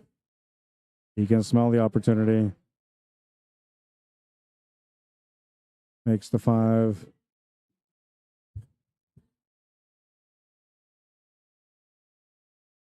Needs to get up roughly where he is with the cue ball right now for that 7 ball, just so you can make it easy for the 8.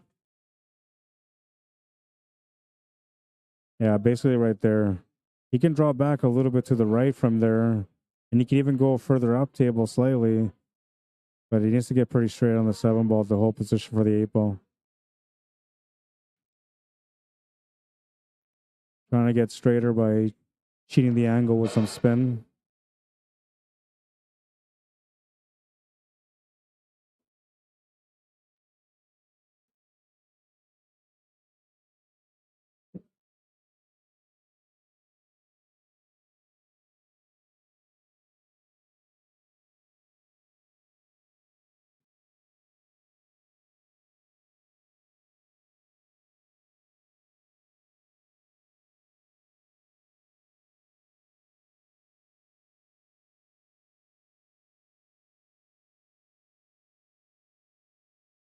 Lots of juice to get up for the 9 ball. He'll have a shot on the 9 still. He's going to have to play this with lots of pace, though. He's going to have to go off the top rail, off the bottom rail, and back up to the top for the 10.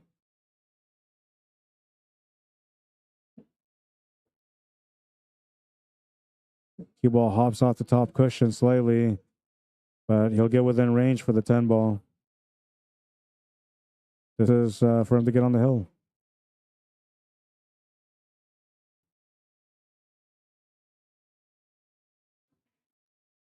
Makes the 10. He's on the hill. 5-2. He's on the hill and he's breaking next. A chance to win the match. It's a 1-set final, so it's do or die on this one. You either win and you feel good, or you come up short and you still feel good, but not as good as if you won.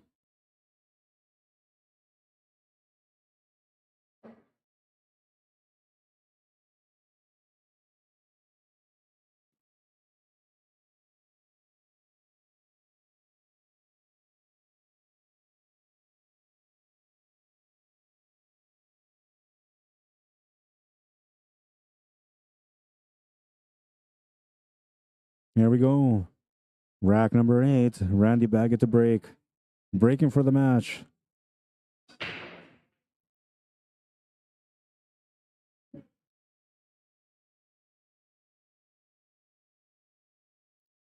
Well, as luck would have it, he's come up dry. The break is a nasty one, though. And Hangar will have to grind this one out.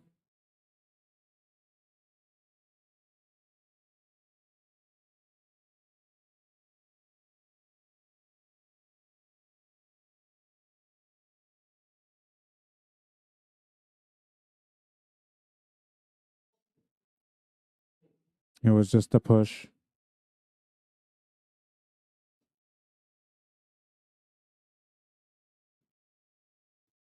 Free soak to the 5 is a possibility. He's going to try to free soak to the 4.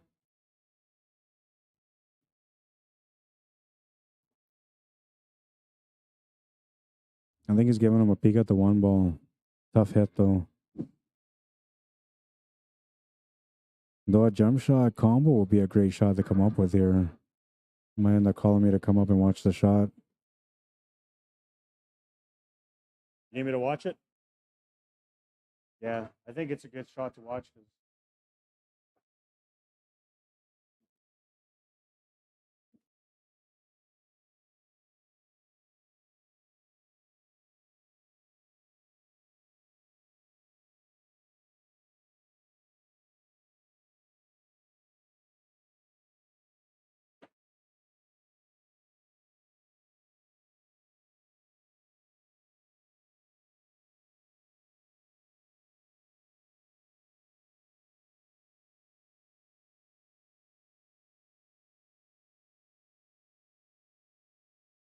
Yeah, that was a foul. What it makes it tough for them there is that I got to watch the shot, and because I'm watching the shot, you know, kind of makes them a little nervous on the shot also. Harold wants to know, does anyone use the reflection of the lights on ball to aim? So there was a theory about that. I learned about that back in mid-90s when I was in the middle of my journey of learning how to become a better player. And so one of the things that I heard about the lights wasn't about aiming for the shot, but what I heard about the light system on the ball was that you could use it for a bank shot. And so the way I was explained is that if you just match up the lights from the cue ball to the light that matches the angle for the bank on the object ball, that as long as you match those lights, it will be an automatic shot. Now, I tried learning that way, but it seemed like it worked at the beginning, and eventually it felt like it just didn't work at all. I don't know if that system works for it or not, but all I know is that I remember I was introduced to the idea of that system back in the mid-90s. But I'm curious if anybody actually uses the reflection to aim. Now, what I've done for training purposes before is that I've used like spots on the ball for aiming spots. For example, like using the number 1 on the 10 ball. And then, you know, you see, okay, well, if I hit the number 1 right on this spot, I should be able to make the ball there. Like I use that as a targeting system. But I've never used the reflection of the lights, except for when I used to train for banks. And obviously, I don't think it worked because I was never good at banks. I'm better at banks now, and only because I put in time on the table to learn about them. That and my teammate, Sean Quincy, helped me learn a few things last year when we were teammates about banks. His systems are pretty good.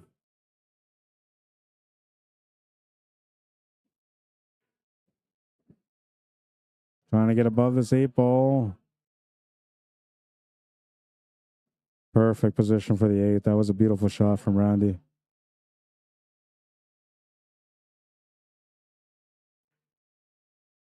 Yeah, so that's another thing too, is the fluorescent lights gave you that line, right? With these lights, it doesn't give you the same. So you're probably right. Jason Fiola says, I use the lights to line up for a center ball, avoid accidental siding. That's an interesting point of view. That's going to be the match. 6-2. Randy will win it. Let's take a look at this great positional shot. This was a beautiful positional shot, man. It's got to be the highlight of the day. Such a beautiful positional shot. Simple, too. It wasn't anything like crazy spectacular. It was really simple, but I mean, the speed, the angle, the spin, the calculations put into place to be able to get there, and the execution behind the shot makes it worth a second look. Beautiful positional shot here. Especially because you're messing around with that side pocket, right? There's a chance that you might end up scratching, but no, he played that perfect. Absolutely perfect. If you haven't had a chance to subscribe to my YouTube channel, go check it out. Rod Arriagada /CSL Manitoba. Make sure you subscribe and support a guy because I really appreciate it. I'm trying to get to 1,000 subscribers, and well, you guys have done a great job so far, and I hope that you guys will continue to support me the way you guys have. I truly appreciate it. Fedor Goris, how you doing, man? Says, good stream. Keep up the good work. I appreciate that, Fedor. You just missed the last of the action, man. The championship match is over now, so we'll be back again, I guess, at the end of the week on Sunday with another stream if there's something going down on Sunday. If not, then I'll be back next week on Thursday with some more tempo for you guys. And I'm thinking it's going to be at the same venue, but it might change. We'll see. We'll see. Anyways, appreciate you guys tuning in and checking out the scene here for the stream. If you guys want me to come out and cover an event for you, message me, Rod Arriagada, cslmanitoba@gmail.com. It'll be a true honor for me to come out and cover your event. If you want to support my work, you can also support my work via PayPal or e-transfer at cslmanitoba@gmail.com. That's also how you get a hold of me. So CSL Manitoba, which stands for Q Sports Live, Manitoba@gmail.com. And don't forget to, since Fedor Goris is on here, we might as well promote his work, right? He's got some nice gear coming out from Jam Up. We'll show you guys the men's gear that you can get. Fedor Goris' own design. Beautiful, sexy gear, man. My favorite is the red one, though. Yeah, that one. And it comes in long sleeve, too, if you guys are looking for long sleeve. And, of course, if you're one of the ladies and you're looking for some of that Fedor Goris gear, it comes for the ladies as well. Look at this. Different colors. Beautiful design. We'll go through a couple of these. I love this one here, too, with the green. It looks really sharp. But the red is gold, you know? Anyways, if you guys are looking for stuff like that, go to jamupapparel.com to check it out. And if you find anything there that you're interested in, message me, Rod, at rod@jamupapparel.com. If you have any questions about our products, I'll help you out with that. If you have any questions about your order, I'll help you out with that. If you want to just talk and say hello, I'll help you out with that. If you got an event that you want to promote anywhere, message me. I'll promote your event for you as well. That's going to be it for now, though, guys. I hope you guys enjoyed the coverage. It's been a great time. We'll take down the championship match. We'll go to the YouTube channel, check out the last chat before I say goodbye. Where are we? I missed it. There we are. Benjamin Carl says, thanks for the stream, Rod. Was fun watching. Hope you have a good weekend. Thanks, and I hope you got a great weekend as well coming to you, man. Yeah, I hope everybody else has a great weekend also. I appreciate you guys tuning in and supporting the stream like you guys do. And Fedor Goris, thanks for tuning in. We'll see you again next time around. I'm going to go back here and do a closeout now. The pool wisdom. The more you sweat and practice, the less you will bleed in battle. Get to those tables and become the champion within. Your time is coming, but not till you put that work on the table, man. You got to go out there and just start grinding every day, grinding your best to learn everything that you don't know. When you figure out how to do the shots that you can't make, guess what? You're on your way to becoming the champion within. And when you get there, I'll be waiting for you for the highlight of the day. I hope you guys enjoyed the stream. It was a pleasure to be here. I had a good time. Only 7 players came out today, and we finished at a reasonable hour. I still got to do lots of work, and, well, I'm going to go through some little bit of muscle spasm and some pain before I get a chance to go home. But I'm happy to have been here. I'm happy that I was able to work today because I wasn't sure if I was going to be able to pull through. And if things can go a little better for me next week, health-wise, I'll be here next week, too. My name is Rod Arriagada. If you guys want to add me or follow me on Facebook, you can. If you want to message me to come out to your town to cover an event, message me, cslmanitoba@gmail.com. That's how you get a hold of me. It'd be a true honor to come out and cover your event, I tell you. And whatever you see here is what you're going to get from me every time and more. I promise you. And more. That's it for now, though. We'll see you guys at the tables next time. Have a good night, everyone. Oh, wait. Forgot. If you want to add me or follow me on Facebook, you can. Don't forget to also follow or like our Facebook page if this is the first time you guys have ever seen our Q Sports Live Facebook page. And if you want to support me on YouTube, you can support me individually, Rod Arriagada /CSL Manitoba. Or you can support us also, Q Sports Live. They have their own YouTube channel under Q Sports Live. That's 2 ways you can find us on Q Sports Live for YouTube. That's going to be it for now, though, and I talked enough. I hope you guys have a great time throughout this weekend. I hope you guys enjoy your Canada Day weekend for the Canadians. For the Americans, your July 4th Independence Day is around the corner, and I know you guys will be enjoying that as well. That's going to be it for now, though. We'll see you guys at the tables next time. Have a good night, everyone. Cheers. Oh, wait, I got to say thank you for tuning in. Thank you for liking and sharing the stream. You guys are awesome. I'll see you guys next week. Cheers.